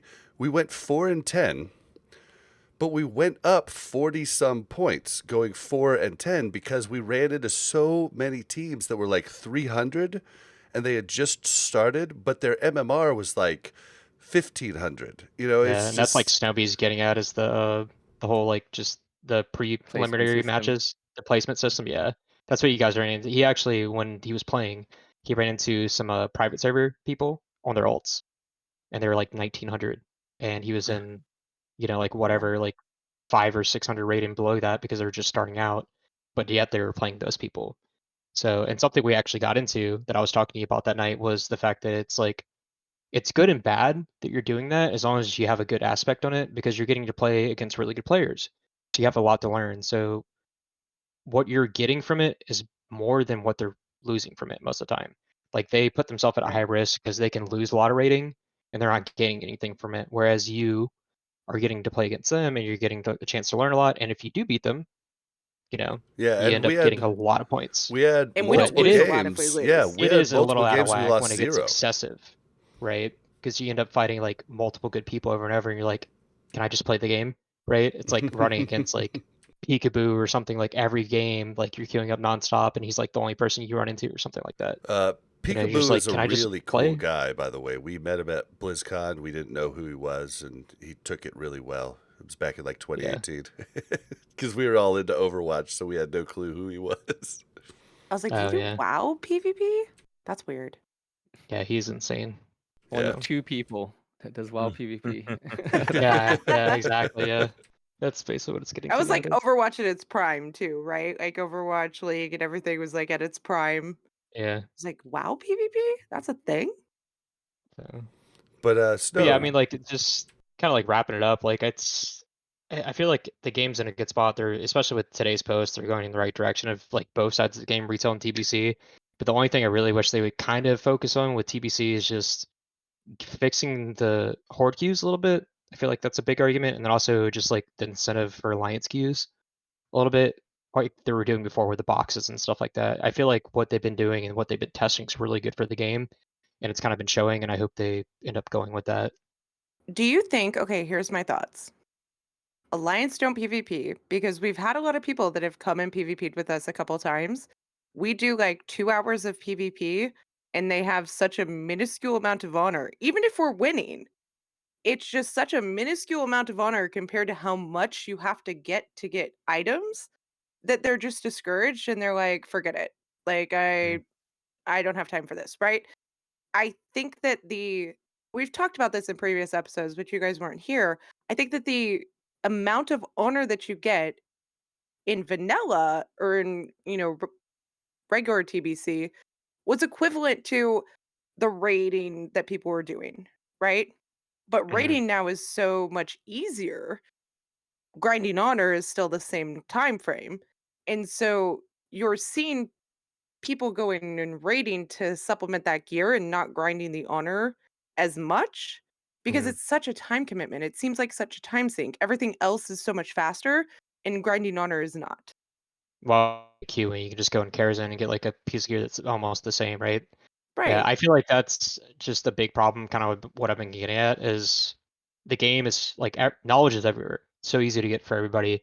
Everyone's min maxing so much more to the point where their systems, as much as they want to keep it like peak and fresh, I feel like that's a vanilla classic kind of thing where people want to like keep things the same as it was. I feel like getting into BC, a lot more people are looking for, yeah, I don't mind the game kind of being like it was, but I also want to get to in game faster. So I feel Right. And like there's they're also not making as many that people that mistake. remember. Like a lot of Right. people play classic like private servers and they remember every single thing about the game, right? That was like I the don't thing with think people the remember honor TBC mounts. as much. Like Bobby yourself, you had the screenshot and you're like, yeah, I have screenshots of the honor being this amount Yep. back then, And and that's correct, it was definitely right? correct. Yeah. But it didn't feel like that. It didn't feel as bad then, I think, because everything back then took that Well, long. everyone's Yeah. not rushing to get to the end game as much as they were back then. Everyone didn't Right. know like, like this is Yeah. Well, the and I No end one, mean, no game one min maxed to content. that level. No well, one min and Oh, maxed to that level absolutely back then. not. But Yeah, there's this a is a way to private min-max server. Like, PvE. There's a way to yeah. min-max Well, PvE. but like There's PVE, a lot less differential in PvP. what she's kind of getting to is PVE did take like to be dropping the top bosses and be in those types of guilds. You were mhm, raiding 4 to 5 days a week, 5 to 6 hours each night. And that's yeah, not what you have to do now at all. Like it's just yeah. So like, why does the time commitment have to be the same that it was back in the day now in Mhm. TBC for PvP? My question for you guys, like personally, like how do you feel about it from like both standpoints? Like, based on your own experiences, your own what you have on your belt. Like, does it feel? I feel like PvE feels a lot like it did back in the day. I'm not like too disappointed with it, but PvP feels just like it takes too long for you to get into the scene based on what it was, and it feels like Yeah, yeah. a lot worse, PvP feels right? like a grind. It feels like Yeah, this like right. endless grind that's like, okay, I'll Never queue ending another AV story. and it's not fun. And I think that's where my problem is because it's not fun anymore. I feel like I'm just grinding to grind because I want to do arena, right? Yeah, But I yeah. can't do arena until I grind 8,000 hours in And now it's Ultrich kind of stopped. Valley because it's the It's because they're most. like season's ending, by the way.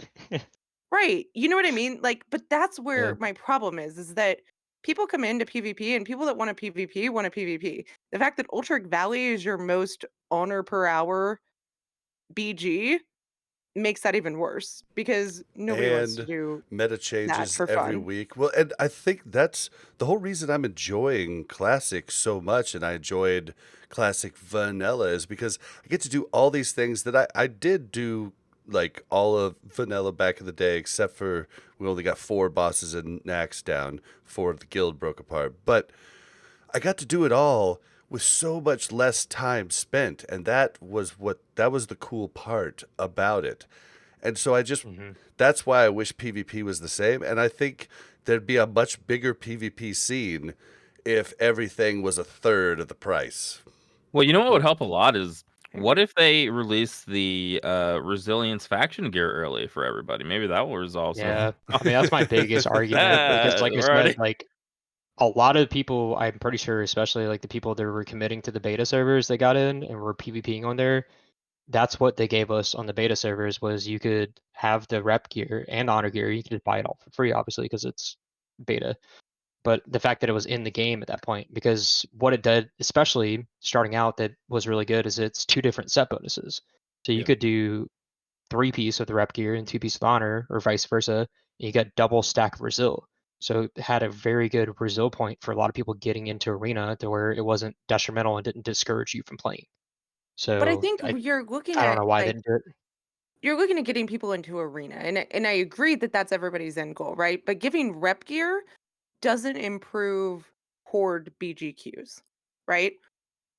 And It It affects might. it I mean, slightly because I what because thought ends no up they're one not happening wanted to as there do would BGs though. Isn't that what wait, this conversation is? Yeah. That no, in I don't reality want we to don't want to do. do people BG? enjoy I do BGs, want to do BGs. I I want to just don't do want them, to do just not 3 as million much. of them. Yeah, just not I as don't want to do 3 much. million right? of them. I do Yeah, want I to feel like do that's the them. argument. And I feel It, like the more you get into this, how much honor it takes to get one You get single demoralized because it's small piece. the Exactly. You return get for the time demoralized. commitment's not there. It's Exactly. not.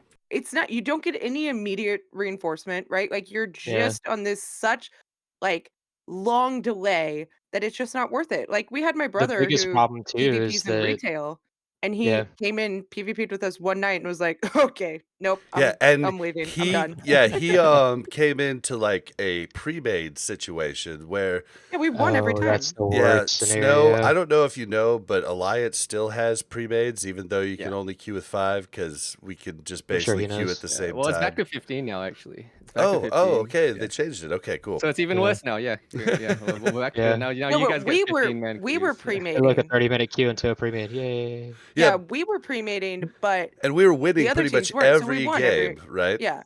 And he was still discouraged cuz he was like, I only got like 3k I'm like honor. a 16th away Like from here's the problem with TBC is that PvP is really really fun, but very very inaccessible at the same time. If you are hardcore PvP in TBC, you can ask any hardcore PvP in TBC and they'll say like, yeah, I love TBC PvP. It's really, really fun.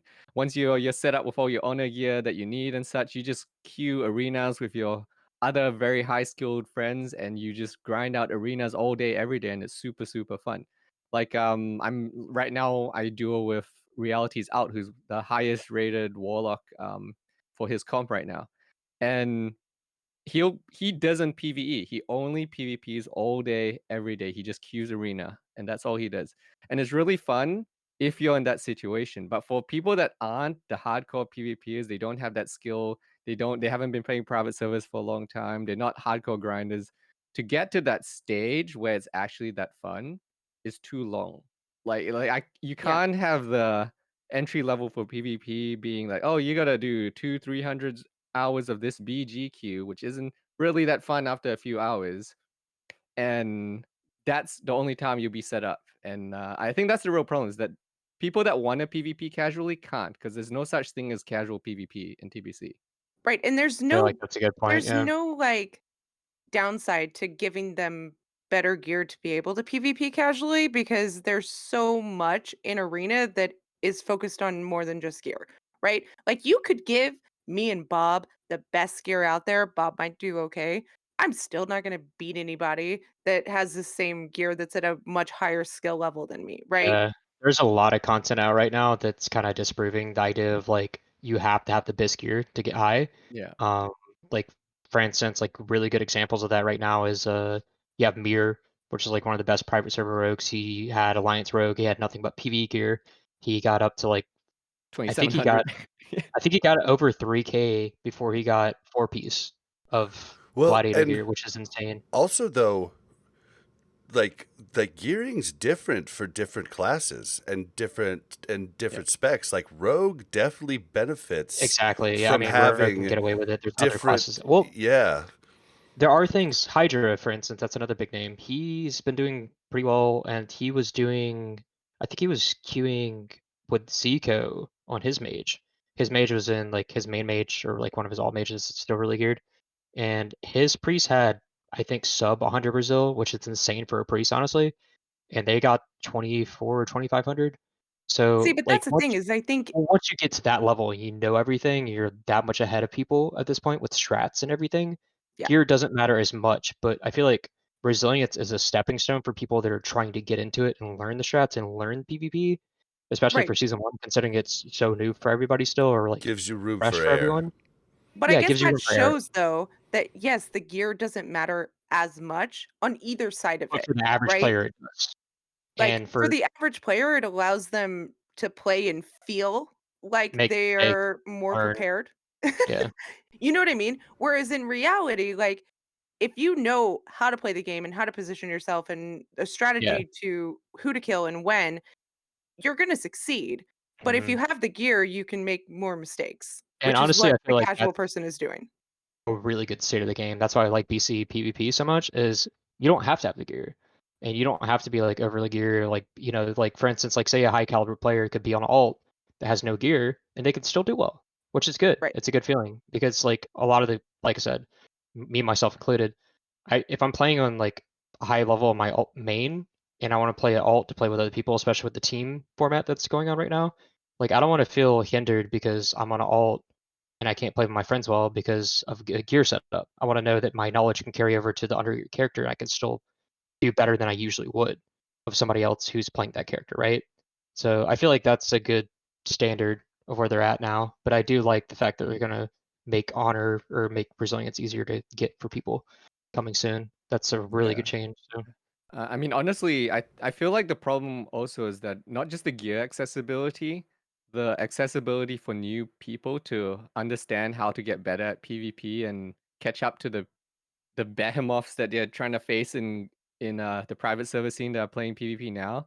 It's actually it's very discouraging for a lot of people because I have PvP experience on two sides of the coin in that on one rogue, it's on Felina. I'm playing with literally some of the best private server players, and I'm getting coached by Bobka, Reality. Those guys are all teaching me. I've got like hundreds of games with them now. But then I also have my rogue on white main where I don't have access to those same players. And so I use that rogue just kind of queue whoever I want with guildies and anything else. And some of my guildies who want to get good don't have the ability to get good because they don't have access to people to like queue with them. They don't have access to like at the same time they don't have the access to the gear to make them feel like they're making progress at the same time. And then they're just getting discouraged because they're queuing into these people with thousands and thousands of games, just getting destroyed by them. And it's not a good feeling for them because they don't feel like they can get better, even though there's nothing actually stopping them besides the knowledge gap. But to fill that knowledge gap feels very discouraging for like a new player when you're facing like Mia, who's got thousands upon thousands of games, and you're not getting gear at the same time. It just feels bad overall for that casual guy just trying to make those initial steps to get into it. Well, yeah, you say that, and for me, I've been just searching YouTube so hardcore, like, and I'm watching guys that have videos that have like, you know, like 50 views, but I'll get some good information about PvP. But it's such a dynamic thing that nobody makes guides. Like there isn't you have to dig like for it, right? yeah, there's tons of PvE guides all over the place, but for PvP, it's really hard to find the knowledge that you're looking for. Now, if you're playing a popular class, you can find a lot, like, you know, but if you're not, you can't find hardly anything. You don't know how to gear, like Paladin, for Yeah, instance. Like, they're really like they're you're not not one gonna of the find anything better for paladins ones. too much. Yeah, you're Yeah, not going to find anything, and shamans too, pretty much. Like, it's just there's such a gap in content available for people to learn, and I think that might be where the we say booster, but like these guys that boost do give you a lot of information. So they're hmm, But kind I of also like feel like, trainers, you know what I mean, in the same sense. right, yeah. I just feel like PvP, from my experience, and I'm by far not an expert, but from my experience, there's just so much decision making that PvE is like, here's what you do, here's how you do it, It's here's where you scripted. stand, right? Like, it's scripted. PvP is Yeah, not. Like, nobody can show me a PvP video that I can go imitate. Now they can But hold on explain to though. me. No, You have a stop. But Let me strat for and it's listen. scripted but in hold a Let on. me. certain sense. But No, let not me hold just on. let me just No, throw let me this caveat finish. in. Let me just throw the Let me caveat in. finish with my thought Okay, because I'm still fine. Go talking. ahead. Go ahead. There's no script, so they can tell me how to understand other classes and how to react to certain abilities. Yes, that is a much harder YouTube video to make than it is to make a rating YouTube video. But other games do it. For instance, your Overwatch, great YouTube channel, friends of ours, they do it all the time. But nobody seems to do it for WoW. That was my Listen, point. Correct, because it's the like higher PvE market is is in baking. PvE. PvE is baking, all right, and PvP is cooking. When you cook, you gotta taste for salt. When you bake, you just follow the exact That's a recipe. really That's good a There you way good to go. put it, analogy. actually. Yeah. Wow. It's Later. easier. Like if you're going to make WoW content and you're doing PvE and PvP, it's much easier to make PvE content than it is to make PvP, and it's probably going to be more popular because you can make it class wide for PvE and you have to make it very class specific for PvP. But what I was getting at is that it's just there's so much that goes into PvP that it's hard to find somebody unless you have somebody watching you to say like, no, no, no, go this way, or stand back here. They have a mage, so you need to do this, or they have a warlock, so you can't go into this, right? Like, that's the way that I think you're going to make progress. But, like you guys were saying, the reinforcement schedule is way too thin Yeah. to feel like you're making any progress. There's no, I made progress because I got 10% better on the boss. It's, I died and I Yeah, still. so I mean, this all of this actually relates to what I've been doing recently. I'm actually working on what I think when I release it will be the best roguelike guide for PvP. Like because I've literally started from scratch and we're almost up to the Glad level now for my rating, and like it's very hard because like people say it's very dynamic. So you go in there with an initial strategy, but then you also have to explain what happens when that initial strategy doesn't work out. And at the same time, if you're getting into PvP, there's zero chance that you can actually execute the initial strategy fully properly. And then as well as that, while you also have to monitor what everything else that's going on in the arena at the same time is happening, while you're also learning to adapt to focus macros and setting arena 1, 2, 3 to focus. You gotta kick There's a the lot of focus variables. target and do all. There's so many things that's going on that the average person jumps in, and I think they get really overwhelmed. And then Yeah. on top of that, while they're getting overwhelmed, they're worrying about your rating. And the rating, the one of the things that you learn is that rating doesn't always reflect whether you're getting better. Sometimes you're going to be hard stuck while you're getting better. And then once certain things click together, then your rating is going to see that boost. Like to give an example in the last week, so I played with Chanimal, who's pretty much most people regard as one of the best warlocks in WoW. And we duoed up to 2.1k, almost 2.2k MMR.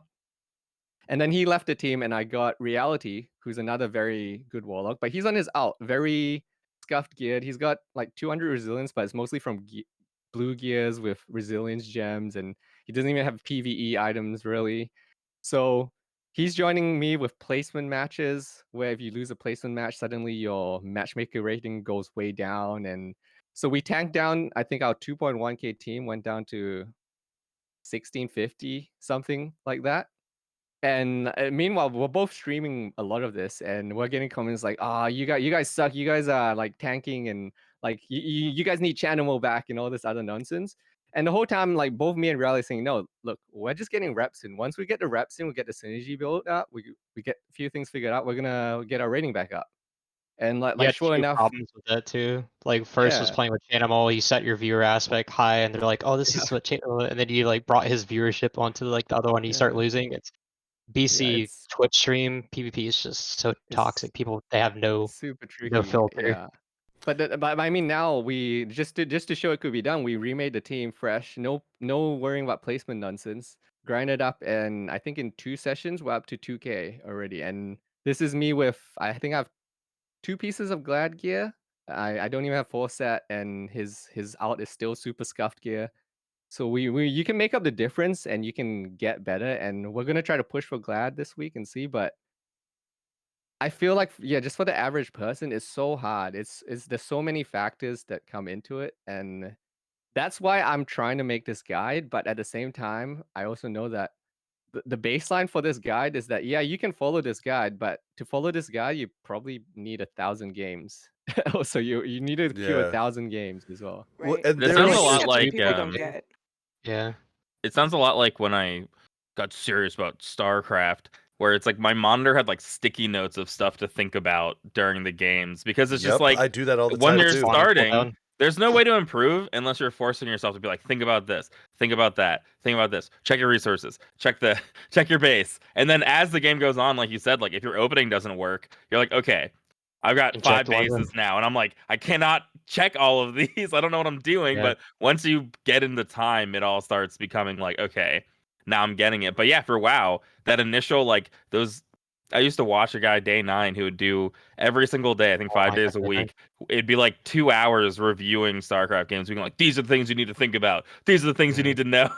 And it's like it Yeah. takes all of that. And I think they're that content. And a lot of it is specific. If you release an incredible Rogue Warlock guide, then a rogue watches it and then doesn't have like a warlock friend to play with. Like I'm sure a lot of that will be useful, but even then, if they're playing with a different person, it's like this is so difficult to all come together for somebody who's new to PvP to come together and like be good. Honestly, I mean, think speaking VOD from reviews. I think you should yeah, like open up a system where people can send you a VOD of their arena match and you can review it and can coach review them it. and give them Yeah, advice. Yeah, VOD comment reviews on would be things. good. Bob I Oh, mean, reviews. that'd Chanimo be. does that. Chanimo does that. He Oh. he Yeah. gets paid for it. I think it's like $50 an hour. Does he put Yeah, it yeah. on Review. YouTube though? Because that could He be doesn't. great content. The problem is most people that want VOD reviews don't want it to be public. They're scared Yeah. about their gameplay being shown. Like I've Yeah. done private PvE reviews as well, and usually people don't want it public because they're scared about getting like the comments and such, which I Roasted. understand Yeah. because like not everyone's built to handle the hate comments that you get if you're online. Like Yeah, I was definitely. before the podcast started, I was sharing that some guy tracked me down to my Discord, and just to let me know that my opinion didn't matter because my twos rating dropped off for like 2 days or something. So Typical yeah. PC toxicity. Too. Yeah. Well, and there's so much tech too, like little tech things. Like I was listening to Prepared a couple weeks ago, and you said something that blew my mind. So let me set it up for listeners that don't know Warrior and don't know Rogue. So Warriors have a move called Intervene, and what it does is you click on one of your party members, and then you could charge to them. The next hit on them goes on you instead of Next physical ability. yeah, instead of them. So, and then there's a move called Feint on rogues for people that don't know rogues. And this is a move that decreases your threat on a boss or on a mob. It's what it's used for. It's a very low cost energy ability. So this tech is when a warrior intervenes your kill target. Instead of doing one of your big moves, you, like as a rogue, you do Feint. That hits that one hit that they take for the target. Then you do your big move, and it was a huge tech thing that I think probably a ton of rogues just don't know, unless A lot they're of people don't super know high. that, yeah. Yeah, like Snomie didn't even know it, until he was told, by his There's coach. a lot of things with that too. Like to kind of carry on to that point too. Really big plays a lot of people don't know if that people are making now is so you can feint as a rogue. Definitely useful. It's the best way to do it because there's no other way you could technically do it other than like wasting a kick, which isn't the worst case option because most of the time the scenario is you're trying to kidney shot somebody and then the warrior intervenes, right? So that scenario you can feint, you can kick, which obviously isn't recommended over feint. Or if you're playing with a mage or a priest, they can actually wand it because wand's actually physical. so they can wand off to intervene. And another thing from Whoa, that whoa, too whoa! is Hold that on. You just made me think. Is that wand's physical? yeah, Does that mean I could use a yeah. wand on those stupid mobs in Kara that I can't use magic on? I want to say I haven't tested it myself. I actually should, but Huh, I do know okay. Can that you Sorry. wand use a goes. wand as a warrior? No, Can you? I'm talking when I'm on the. Sorry, I just Warlock totally. mage, I was yeah. Yeah, I like, just totally what? took I us off actually don't topic. know the answer to Sorry, that. sorry. I'll have to end up testing it next time I go on my mage and Kara. But I do know for a fact 100% wand goes through cloak because it's physical.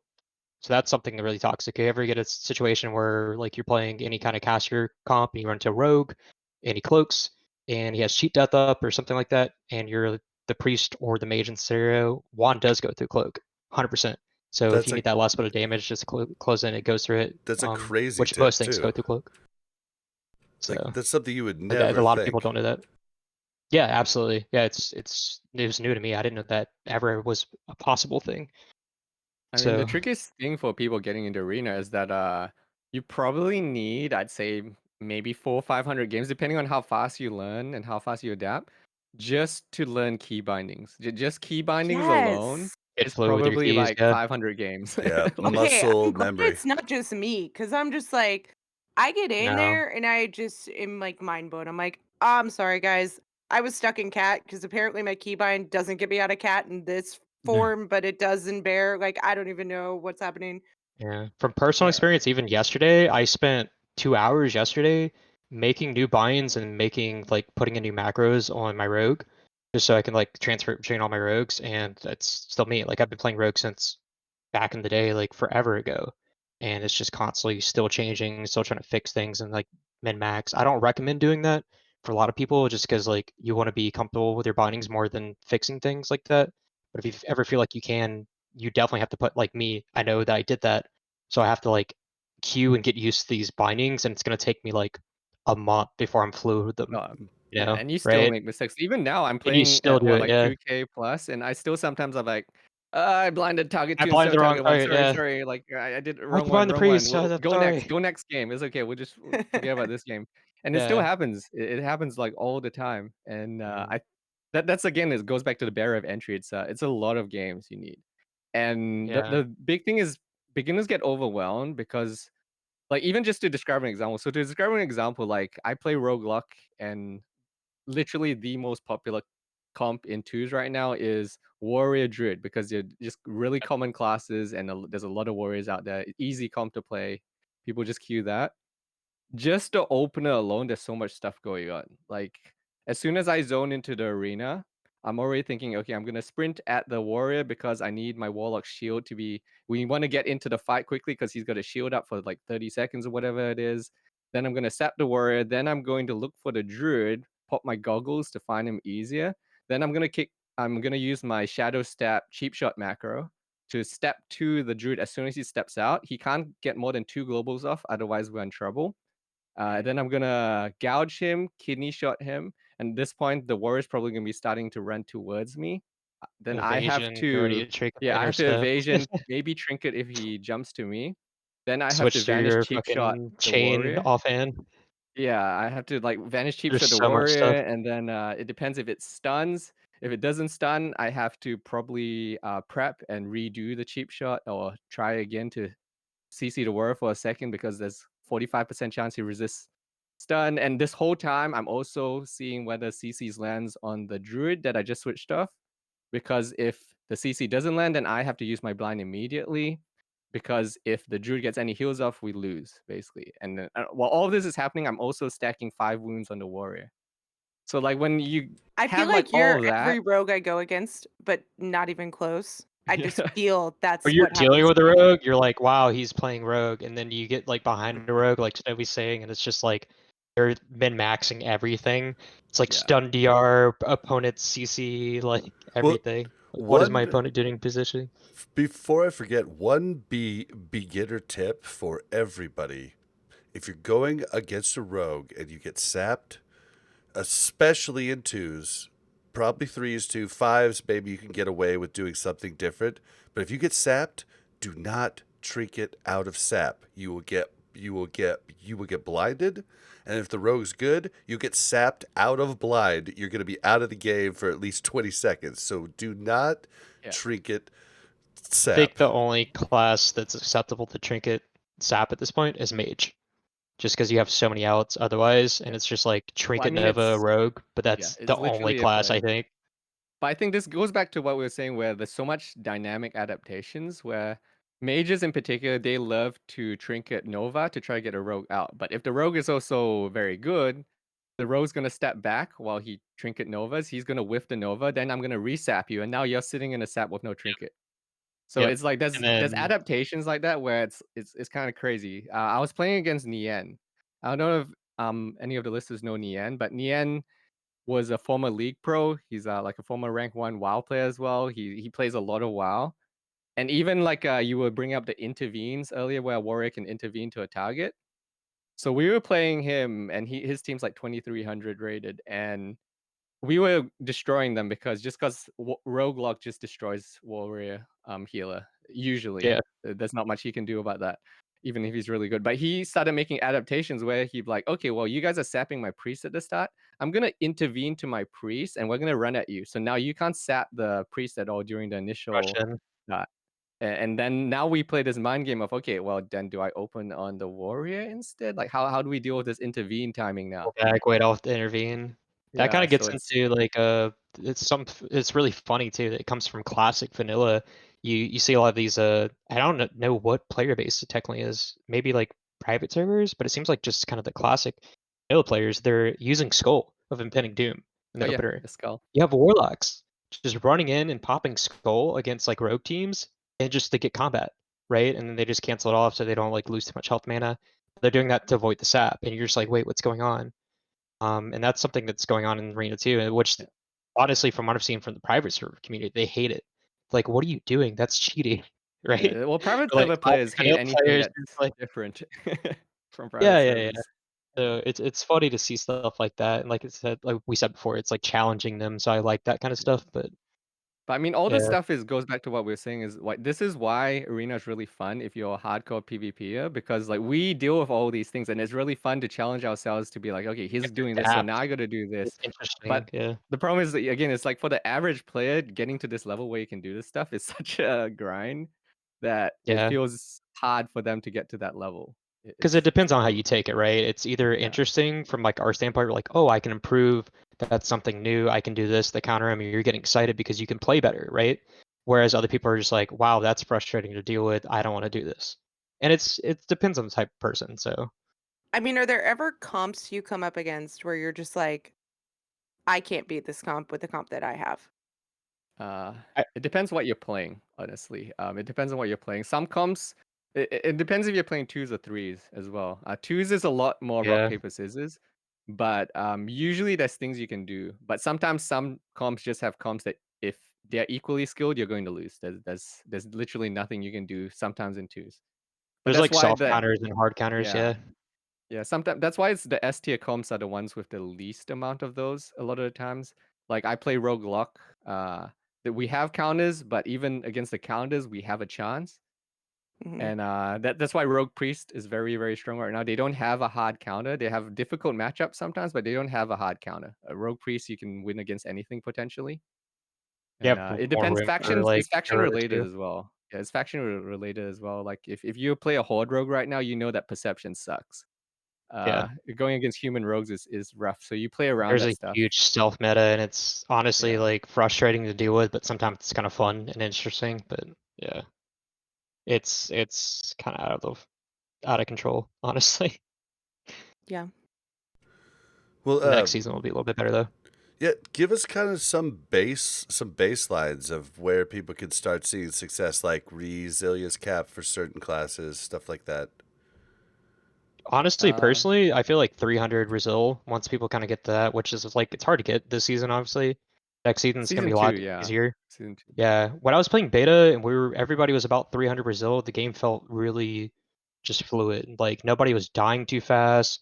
It was a lot like kind of just making the right decisions and, like playing well that was benefiting people. So I think next season, once we get to that point, it's going to be really good. And obviously people are going to be able to get it easier. Like I said, a lot of people, what I kind of recommend is if at this point they have 2 pieces of the blue gear or 2 pieces of the arena gear, they keep that, and then you can get 3 pieces of the rep gear for revered, and that's gonna help with the resil a lot. They'll help you get into PvP really well, and resil is just good for every class overall. And other than that, like, just keep PvPing. There's always gonna be PvE gear. You're gonna be able to It supplement comes it, and down it's to your gonna help. class as well. It comes down to your Yeah, class as well. Like for example, I only play rogues, and for me, neither of my rogues is actually biscuit for PvP. I'm literally running heavy PvE gear, but you can pick your comp based on your gear as well. Like I purposely play double DPS rogue because I know double DPS rogue, I don't really need resilience. I can get away with like 100 resilience or less on that comp because and same my thing for only mage job too. is to do damage and be slippery. And if I'm in a longer fight, then I'm probably doing it wrong. So my goal is to never be in Yeah. the longer fight anyway, so I can get away without the resilience. But season 2, honestly, most people, if you have the revered faction, you can just literally just go pick up a full set of the faction gear, and you're probably good. You're probably good That's gonna be with really like good all for alts pieces. too, Yeah. especially like a fresh character. That's gonna be one of the first things you probably want to do is get revered with every faction. Further to meant for like Kara to get like some PV gear, especially. But also just you can literally just pick up 5 pieces of honor gear for rep, and I want to say on beta it was like 80 gold, super cheap. So it's like not even pricey from the vendors. So See, that's gonna be your best bet. so like I'm like the current problem that I'm running into as a warrior is I've got four piece of the blue honor set. I've got my gladiator pants, and Hmm. I've got enough to buy another piece. But if I get another piece, I lose that 5 seconds off of my intercept. And I've gotten real used to having a 15-second intercept, which is really It's a huge. different place though. What I would say, I don't know every class individually. I know Rogues is really huge, with the 4 piece, because like the Glad gear is different from the Rep gear shares same 4 piece with the blue gear. Like you can min max like mix and match it, right? But the 4 set is the same for the blue piece or the revered gear and the honor gear. But the gladiator gear, the 4 piece is different. Like for instance, like it's for the blue gear for Rogue, it's Gouge or something. I think Time Off Gouge or something like that. I can't remember. But the 4 piece for Glad's way better because you get 10 extra energy, so it's insane. So definitely pay attention to those set bonuses and try to like feel it out. Interesting. Yeah, maybe look into it. Yeah, Because I because think it's the same with every other class. for warrior, the set bonuses are the same, but like the You should check different it out. the different types of glad gear going forward will all go into that set bonus. Whereas like if Mhm. you mix and match the blues with the glad gear, it does not. Like you can get Yeah. double resilience and stuff like that. Like So the 4 piece, like I said, like with the revered and the honor gear, it's gonna be exactly the same for your class. But the gladiator gear 4 piece should be different, I think, for every other class. So that's hmm, something to keep in wow. mind is see which 4 piece bonus is probably better for you. Try to shoot for one. If the blue one's really detrimental to your class, probably stick with it. But otherwise try to double dip on the Brazil 2 piece bonus of 35. Get the double 70 Brazil. Super good starting out, honestly.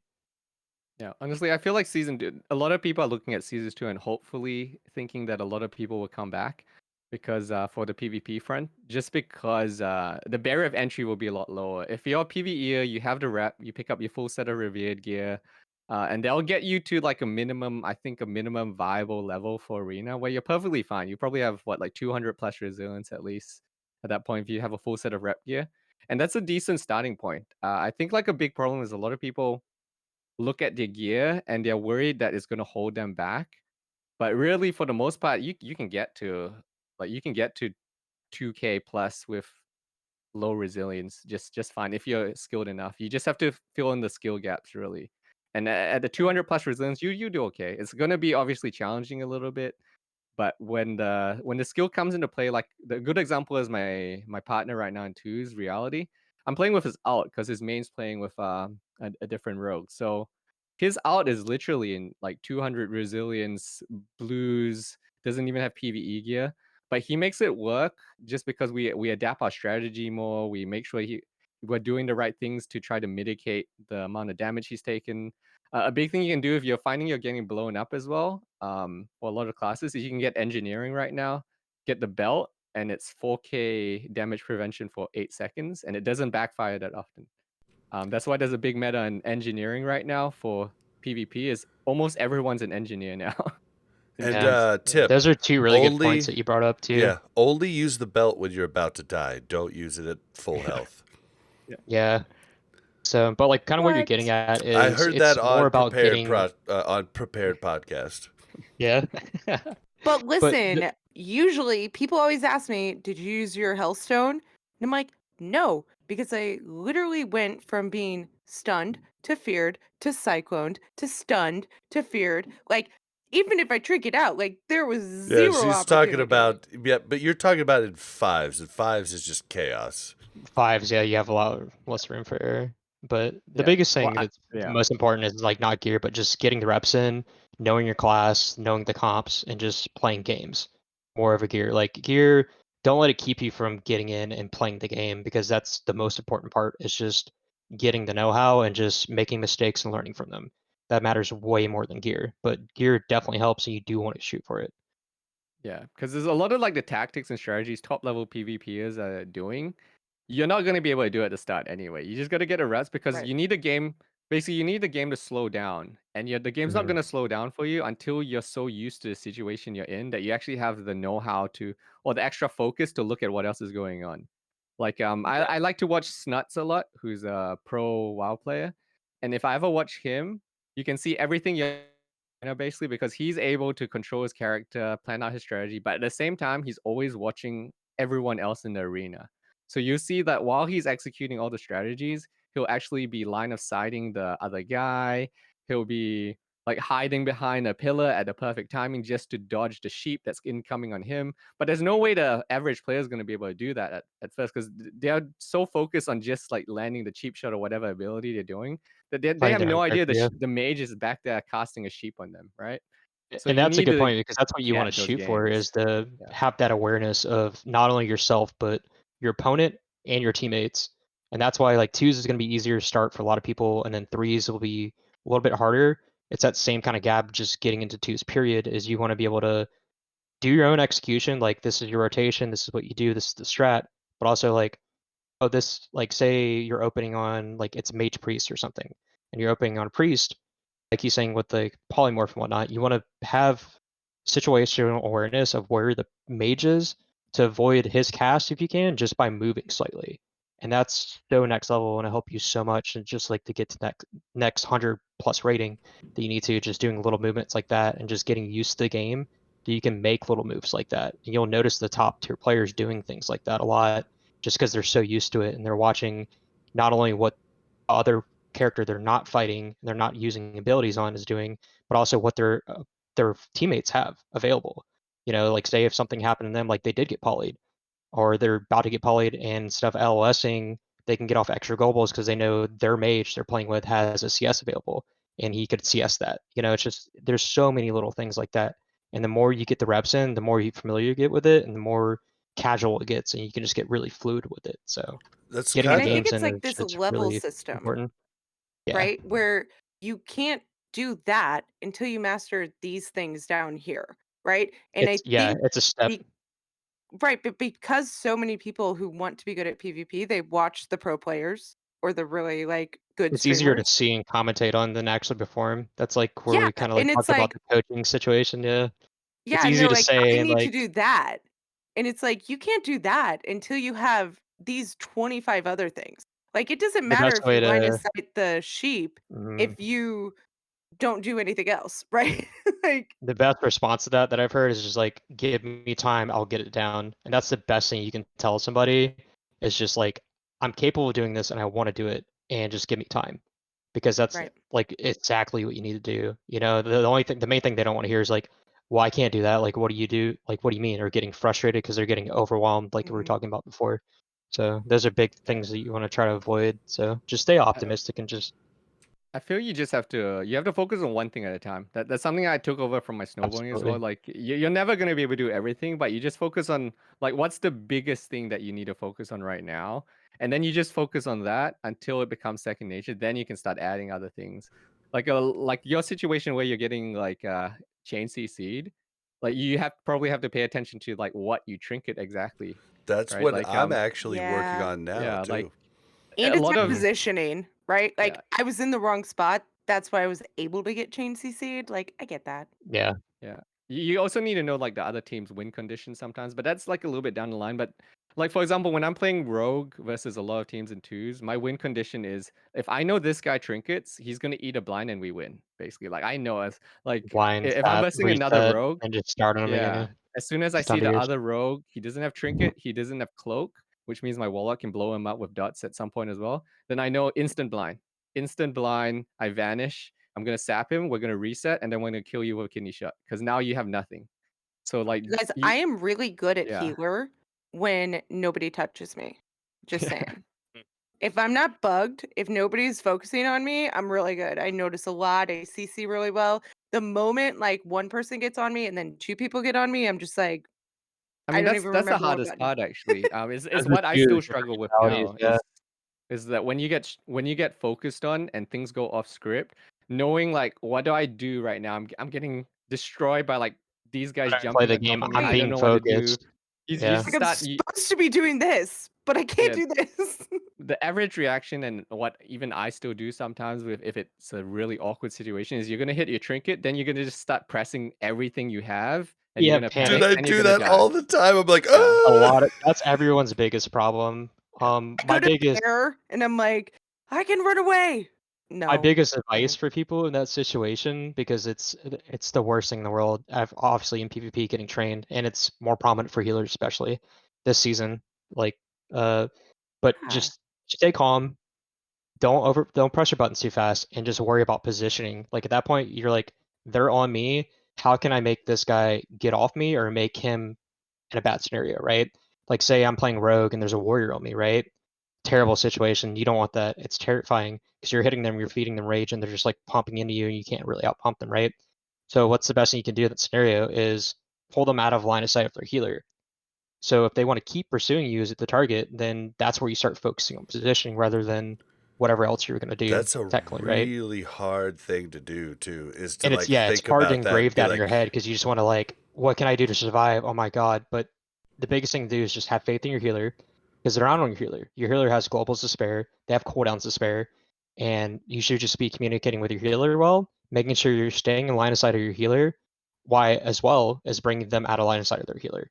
And that's where positioning gets in a really big standpoint of like arena. So Yeah. I mean, this is where the reps comes in because what you're gonna go into is you're gonna come in there with basically a strategy versus every comp. Is your ideal. You start in twos. Most people I recommend you start in twos. Is you're gonna come up with a strategy versus every comp, every combination of classes you're gonna face, and then you're gonna go try to execute that. And then once you get used to at least just the basic execution, then you can deal with like the weird stuff that happens outside of that. Or once you've done that strat a bunch of times, you understand better how to do the counter plays. Like for example, when I first started fighting warrior druid as a roguelike, I got destroyed by the warrior a lot because I wasn't prepared for the warrior to just kind of destroy me out of nowhere. Because I was so busy on just like the strategy. I was like, oh, I gotta find a druid, I gotta step to the druid, I gotta do all this other stuff. I'm not prepared for the warrior to come at me. But you execute that strat enough times, and now I know that okay, when I'm on the druid, the warrior is 100% going to either intervene to the druid or he's gonna intercept me. And if he's gonna intercept me, I know like I instant trinket evasion, I don't have my back to him, and he's gonna miss all his like disarms and everything on me. And then I just cheap shot him, and then we CC him, and we usually win off that. So it's a lot of executing the basic strategy, getting destroyed by it, but then at least once you have the strategy down, you can focus on all the other stuff after that. yeah, you just gotta Do you not be scared guys to lose. do you guys have like in your mind what class is the easiest to enter like a competitive area in PvP and what class is the hardest? I mean, warrior's pretty Somewhat. easy. Yeah, I Like mean the warrior average druid's pretty opinion. good, actually. Yeah, Yeah, No, but but I I mean know like playing a like druid if is a lot somebody's harder than it's a new, playing if a touchy somebody's warrior. new to topic PvP, a little bit with some people, but I feel right? like the biggest way a lot of people talk about it, there's skill ceilings, right? So you have Mhm. like to be a good warlock, or like for instance, right, to be a good warlock, it doesn't take a lot, but a really high school warlock can like the skill ceiling's like really high, where it's like you can Right, be Using like the the being a correct really floor good is warlock's low. curses and insane, everything. right? Right, like You the know, and like floor same is thing low, for but the like ceiling's high. Whereas exactly. That's the some, kind like, of the point. floor is mid and the ceiling's mid, right? Like, there's not a And I lot of feel like that's what a lot of people are interested in because the ceiling is like not really accessible for a lot of players. Like unless you're, a high caliber player that's already streaming and already made it at that point. Like yeah, you can get that point. So okay, More people are probably looking for this floor. Like what classes have the lowest floors that are like easy to get into, right? well, like you okay, you Yeah. said warrior druid, right? But I feel As a like hmm comp. yeah, as a As a comp. comp, yeah. But I feel like warrior has a much lower skill floor than druid healer. Druid healer, I feel like the skill floor is a lot higher. Like you can be a decent warrior fast. Been a warrior, absolutely. Yeah, I like feel but like Yeah, I Like, as you a agree. can be a healer, decent druid fast. It's just there's so much in overwhelming options that you Yeah, can do in any situation that the ceiling is so high. I yeah. feel like see Well, the druids are a little mix up because a lot of people yeah, want to finesse on a druid because they know like, oh, BC and I can do all this. There's like so much flashy stuff back in the day, right? So anyone who's like reminiscing or something like that of the arena back then, there's like, oh, I can cyclone somebody low and they have all this stuff, and it's like not necessarily the best thing. So they're almost getting overwhelmed. But the easiest thing just to play script wise as a healer is definitely a druid. And then you kind of go into priests, which are just really strong at the moment. And then obviously you have like unplayable classes kind of where pallies are like not really too well represented. And shamans, okay. There is like certain comps where shamans are really good for resto. in fives. Shaman ret, you have a fives too, yeah. But as far as like twos, which is like the more accessible thing for a lot of people because they don't have a lot of people that might want a PvP. Shaman Rat is actually really good. It does have a higher skill ceiling and like floor than most other comps, but it's definitely one of the ones that can do well. Shaman Warrior is still okay. It gets better in later seasons, but definitely yeah. like as far as healers, that's how I feel. There's Wait, definitely when you some classes see that are easier too. druids, can I ask this question? This is just a Mhm. personal, just for me. When you see druids, healing druids with warriors, are they in tree form or not?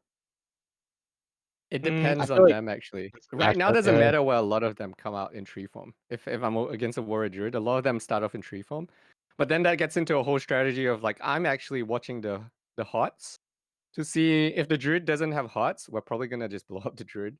But there's also like the opening timing. We watch for the hots and we're like, okay, this druid's probably gonna refresh his hots now. I'm gonna go like a second before and stun him Mhm. and make sure the hots fall off. So there's this whole mind game when it comes to druids and hots and things like that. Mm, And I feel okay. like the comp depends too, because like for instance, I feel like it's better for Resto Druid. I'm not sure exactly the exact comps and like what people should be doing, but some of the better Warlock Druids against me as a rogue, a lot of the time I would end up catching the Druid in stealth with the Warlock with the Paranoia and actually searching for the rogue, right? So if you get a pounce on the rogue in the opener, it's like detrimental. So you have that advantage in that comp just because the increased stealth detection, where it's better for you to Right. stay, and for instance, like say you're playing Alliance side too, and it's Alliance Perception Warlock. It pops Perception and Paranoia, which stacks together, and you can see a rogue from like across the map. So the rogue's already petrified by himself. So if the druid ends up finding him, like Warlock gives the location where the rogue is, druid goes in from stealth and pounces on the rogue, you're already ahead in the game. So Well, it's then very comp reliant. Yeah. So yeah, it's also like if you're a druid, you're going up against a mage tree. You know what I mean? Like then they can't poly you. But if you're yeah, going against a lock, just they don't do it against a lot can because yeah you get they banished. yeah they No, can I banish did you. that. It was Yeah. bad. There's I was like, there's Yeah. so "Wait, many what of those little happened?" things that you have to just There's get a lot of right shifting as you meta go with in. the druids. It's like shifting mana burns and stuff like that's really huge and stuff. And then a big panic thing that I see a lot of druids make mistakes on, even like higher tier levels, is like you get feared, and say they're in bear form, they got feared against the priest, right? They'll immediately go to caster because they're like freaking out and they're just pressing whatever button they can and it puts them in caster form, and then they're getting mana burn out of the fear. Whereas they could have just stayed in bear form, not pressed anything, and not get burned. So you'll see a lot of that stuff like that too. But like it's all I've never done practice. that. So yeah, it just depends. I've seen some people do it, so I'm it's pretty kidding. common I've actually. done that many of Oh yeah. times. I mean that's Well, that's definitely classes that are easy to play. To be on topic is that like warriors for sure. Rogues are actually not that hard once you get your basic arena 1, 2, 3 macros going as well. Mhm. But then like the skill ceiling goes up a lot. But the It entry level, escalates I'd really say like quickly, Rogues right? and Yeah, Warriors are actually some of the easier two melees to play. definitely. Just to Yeah, get I can agree started, with that. at least. Just to get started. Then the skill ceiling, like when I play against Nien, who's a rank 1 level warrior, there's a big difference, obviously. Like I see like he knows I want to go for a sap, he intervenes. He Warriors are knows I want to scary. go like if I blind his druid, he intervenes to the druid because he knows I'm gonna blind sap Yeah. sometimes. So like the top warriors definitely do adaptations and you really notice it. But it's very accessible just because at the start, the warrior just a lot of times you're just zugzagging. And it's a lot on your healer to do the actual work and do the other stuff. The warrior just like you can get started with just zugzagging people down with mace stuns. Yep. Yeah. It's like it's definitely. I played Locke in TBC, and now I'm playing Warrior. Like I played Locke in PVE, but I play Warrior in PvP, and it's definitely a lot easier.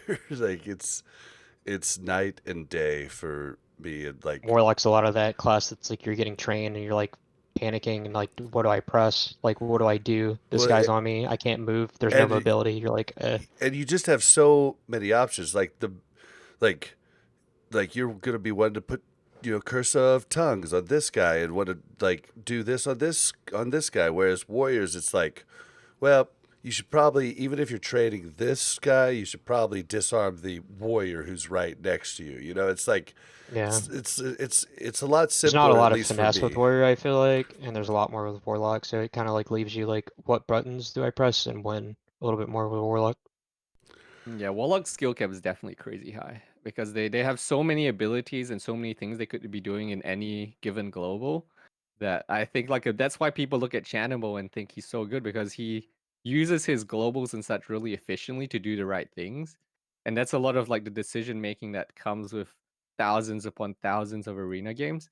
Because like I had a partner on Whiteman before, one of my guildies, who doesn't PvP as hardcore and we would get like stuck at like 1600 because he would just get blown up by people and even at 300 resilience he would get blown up and it was really hard to progress because like I would be trying to explain to him, look, like you gotta line of sight this and you gotta do these things to survive and there's nothing else I can do to help you survive. You just gotta you gotta figure that out on your own because I can only do so much to keep you alive.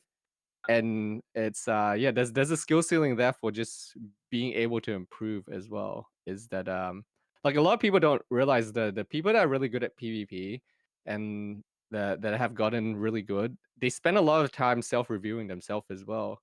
Like the only reason I've been able to even look at getting Glad this season and still don't know whether I'll get it in the final push this week, is that literally after every session I go back, I record all my games, I go back, look at the VODs, and then review what I could have done better. And then I know like next That's a session, okay, good I gotta do call. this. I I gotta do did that this. in Overwatch, and Yeah. that's probably one of the biggest things that actually helped me improve. I haven't even thought about doing that Yeah. here. It's in a Yeah. lot of games, Yeah. honestly. That's one of your best things. Like saying with the boosting and stuff that I was doing back in Kata and whatnot, and then like what all that other stuff. It's my biggest advice to almost everybody was that just record yourself playing, look over it, because the best thing you do is just understand that you're making mistakes, see them in real time, and kind of process them and be able to fix them. Especially like if you have a good partner you're playing with and partners, you want to make sure you're going over that with each other in a healthy manner. To the point like it's easy to be toxic to each other and like in the moment like we lost and then not understanding what's going on, everyone's frustrated and stuff like that. It's so much easier if you guys can get together after a session and just like review, this is what happened, how can we prevent it, how can we play better from like Yeah. every aspect and all sides. So I I feel a definitely lot of Yeah, I people recommend just mean, that. have we're our to own self-critics. Like we're our worst self-critic, right? We're gonna watch it Yeah, and we're gonna notice a lot of the so things we're doing wrong. yeah, a but lot of reviewing your people own have gameplay is to huge. Yeah, a lot of people have to realize that it's a whole different game. They have to treat PvP as almost a different game. And I think that's what caught a lot of people off guard is that they didn't realize like yeah, PvP is completely different from PvE. You're gonna go into that, you're basically learning an entirely new game. And if you actually want to improve, you actually have to put in a lot of time to get that. You have to go back and look at what you're doing. You have to figure out the strategies. Because the barrier of entry, like I said, nowadays, people above 1500 they know they're like what would be 2.2K back in the day. Like 1500 rated players are like experienced People are PvPers now. min-maxing so much earlier Yeah. rating. That's something that caught me off guard from I've been queuing a lot.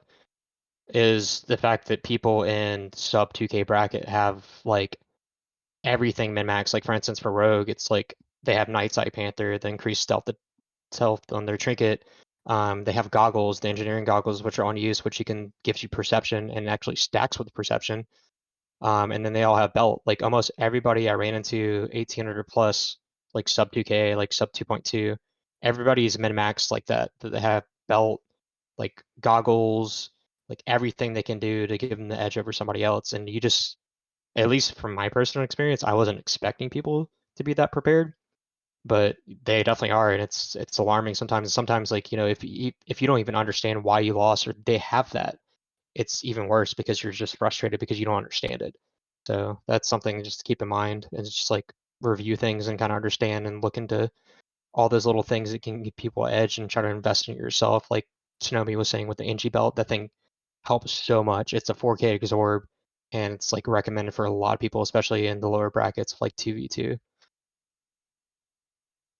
Yeah, PvP is definitely reaching this point where you really have to commit. If you want to get good at PvP, you really have to commit. Like 1500 level 100%. rogues already have cheap shot shadow stat macros for arena 1, 2, 3 to instant open on healers and things like that.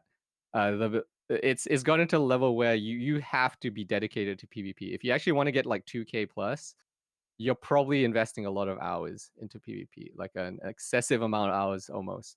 But that's just where the level is at because everyone's more skilled now. And what sucks is that's after you already invest all the hours into BGs to get the Yeah. gear.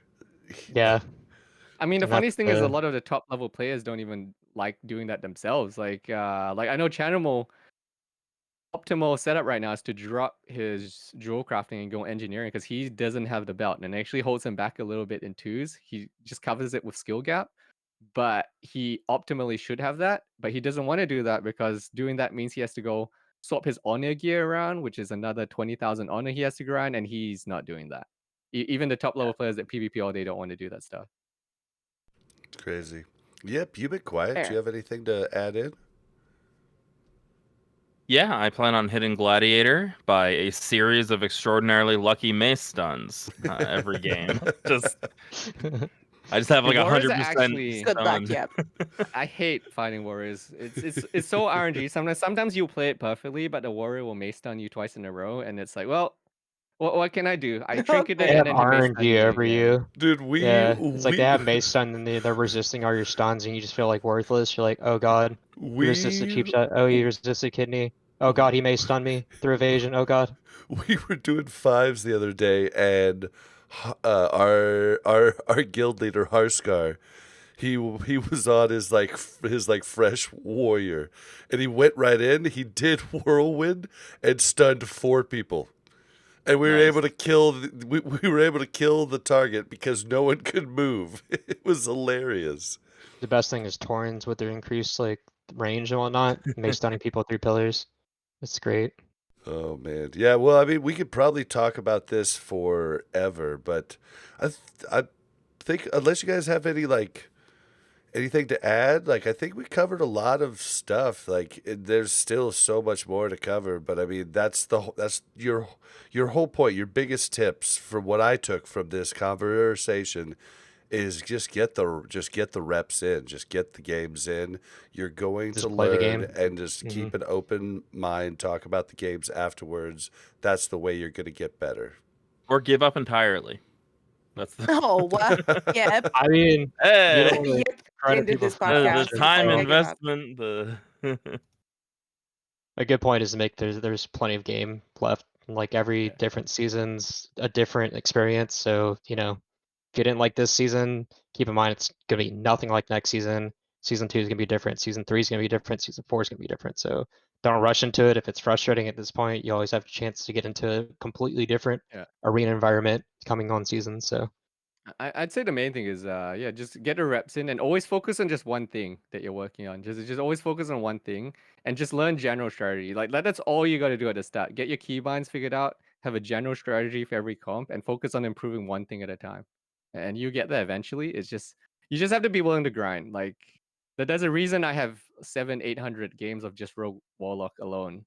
And then like because you have to keep in mind the people you're versing, they play probably 200 games a day, like a lot of those guys. 200 games a day alone, and most casual players don't do that in a month. So you have to keep in mind that there's a They play lot of 10 games a reps. week. Yeah. Hop into some Twitch streams of some of the higher players that are really high, like for instance, like Chanimal, Mirror, Zico, Hydra, and just watch how many games they play a day. And like, yeah, they need content, but they're also doing it because they're like finessing themselves and just like getting better. So just that's how they're doing it. You can do the same thing and just increase your play rate. So All right, cool. Sweet. All right, Yip, do you have an add-on of the week? I thought we would ask these two what they use. Yeah, let's do that. Let's move into the add-on of the week. What is a good add-on, guys? Any major PvP secrets you can leak? Huh. the best ones obviously just like super obvious is Gladdy. Really good. It's the closest thing if anybody plays retail and they're used to Gladius, it's really close to that, pretty much the same thing. There's some preset kind of ones you can go over that are like from some of the so-called like really good PvPers they have already implemented in there that you can just like not even have to mess with it. You can just choose it, whichever one you like best, and just use that profile. Also, if you want to get more into it, you can actually remove and add things as you like to make it better your liking and finesse it so it's easier for you to read. Definitely going to improve gameplay because it's going to show things like TRs. It's going to show like any kind of CC on the target, their health, their mana, their Gonna show pets. Like you have all trinkets. these different options. Yeah, it shows trinkets, shows racials. It's kind of buggy, but it does show comp as well. So like for instance, if it picks up a certain ability on a certain character, it will show that it is a Resto Shaman instead of like Ellie or Enhance. Um, and then like for instance, like mage wise, it'll pick up if it's like arcane mage or a frost mage, which are really important things to know going into a game. Then I'll also show their race as well, like human and whatnot. Knowing if they're human or alliance is really important. So it's a really good add-on just for anything generally with arena. Yeah, So I'd agree. Like, I think the main thing is don't be afraid to set it up properly the way you want it, because when Gladdy comes, it has everything on, which is often you don't need everything on there because it's like it measures everything under the sun, and you don't necessarily need to show all the buffs and debuffs on every single arena target there because you have your target frames and focus frames already. So you can turn off stuff that you don't need and modify it how you want. I do that. And a lot of streamers themselves have Gladdy skins you can download into Discords and things. They'll let you have at least an initial setup, which will be really clean. And then It also beyond that, comes up like yeah. really big on your screen, like Oh yeah, red yeah, you and gotta don't read. go purple. overwhelmed by it at first because it definitely will Yeah. blow up your It's like, screen. whoa. But It it is doesn't take a definitely lot to like get set overwhelming up at to the where it's start. not doing that. Yeah. Yeah, and if you want to take it a step further, honestly, if you know someone that's good with weak auras, usually most guilds have at least like one person that's pretty good at tinkering with weak auras. You can get them to make weak auras to help you cheat in arena a little bit. Like even good players like Chanem will do it as well, where you can get weak auras to tell you with sounds when something's happening. Like if you want to know when the hunter's BMing, you can have a weak aura that plays a loud honk when the hunter's doing something. Like I use it Really helpful. excessively right now. Like I have a bell sound that goes off when anyone trinkets in arena. So I always know when someone's trinketing. If Oh, the that's enemy good. rogue cloaks, I actually installed an add-on that lets it play a sound when he cloaks, so that I know like, oh, he cloaks instant blind once I hear the sound. So it's things like that. If you really want to, you can get sweaty with your weak auras and have sound cues for everything that you want to monitor. Nice, nice. Yeah. All right, guys. Well, we're gonna start closing out the show. And I encourage everybody to follow us on Twitter at WC Reloaded. You can follow the Mash Those Buttons Network at the Mash Network. If you want to send us something longer, send those emails to WCRpodcast@gmail.com. If you want to join our Mash Those Buttons Discord, you can do so by going to mash.gg/Discord. Ratings and reviews, you can do those on iTunes or on warcraftradio.com/directory. All right, guys. Yep, where can we find you? Hi, you can find me on Twitter at CognitivePit or on youtube.com/CognitivePit Or if you're a druid with some amount of resilience gear, you can find me on Whitemane. We got a week and a half. Let's go. Yes, let's go. Mel, where can we find you? You can find me on Twitter at MelOverwatch. Like I said, it's hit or miss if I get you there. But you can find me in game on Mel Arena or Arielena. And big shout out to Avery, Ehry, EHRY. Okay. They just transferred from Fairbanks to Whitemane Alliance, and he messaged me and not you. So he's my best friend. Wow. And Cass, where can we find you? Do you have any like a Not really. stream or anything, right? Yeah. Well, not currently. Maybe in the future. But for right now, if somebody wants to message me, you can. My Discord's Kasemo, like Kasemo, and then hashtag 7684. Then I'm always on Whitemane, on my main rogue, on Alliance side, and Vark Flocken. You can find me. And then I also have a Horde Scarum rogue that you can reach me on too. So, and regardless, you can always message Bob if you really need to outreach to me, and he can get in touch with me for the meantime. Awesome. True. And Snomie, where can we find Yeah. you? All the spots. Yeah, all the spots, I guess. Honestly, easiest place if you want to find me, just go to tbcguides.gg and all my socials. Everything's linked there through my Twitch and everything else. But yeah, that's my website with all my guides on there. And you'll find links to whatever you need there. So yeah.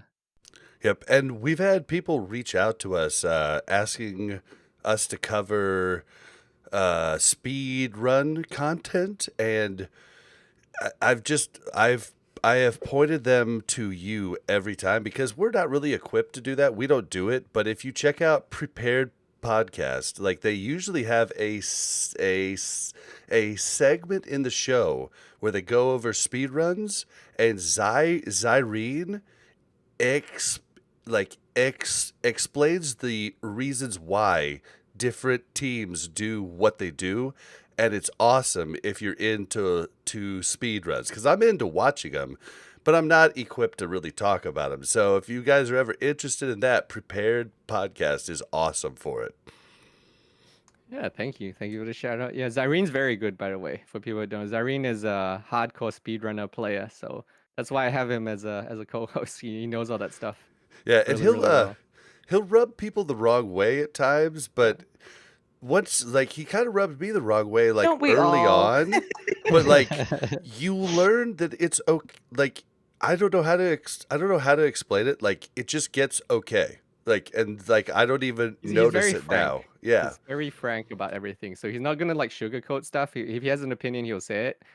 He's not afraid to, like, if people don't agree or they might get offended. If he believes in something, he'll say it, and then he'll eat the consequences if he's wrong. But that's just Irene. He'll be I feel like upfront it with comes you. with being a speedrunner, actually. Yeah. Yeah, definitely a good listen, and one of the few bastions of WoW Classic content left, so definitely check them out. If you want to find me, you can find me on Twitter at blazin_bob. That's BLAZZIN_BOB.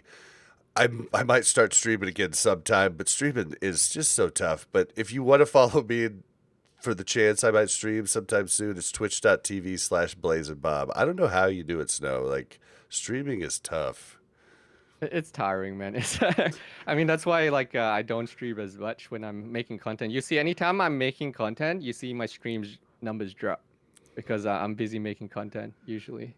Yeah, it's Which just is you what's have to gonna keep. happen in the next 2 weeks, man. It's a Like, trade-off. Yeah, Yeah. you just have to talk to everybody. Then, like, you have to be like muting yourself when you're talking to the stream, and then you're not talking to your friends as much. It's so much, So yeah. All right. Well, guys, it was a good show. We're gonna get out of here. yeah. Thank you for having me on. Yeah, Appreciate Yeah, it. thanks for having Thanks me. for coming, Appreciate it. Yeah, absolutely. All right, we're out of here. All right. You're welcome for having me on. You're No. welcome from me to you. Me to you, and you Me to to you. me. You to me. No matter Yeah, how you to you me. toss the dice, it had to be. I don't know. See,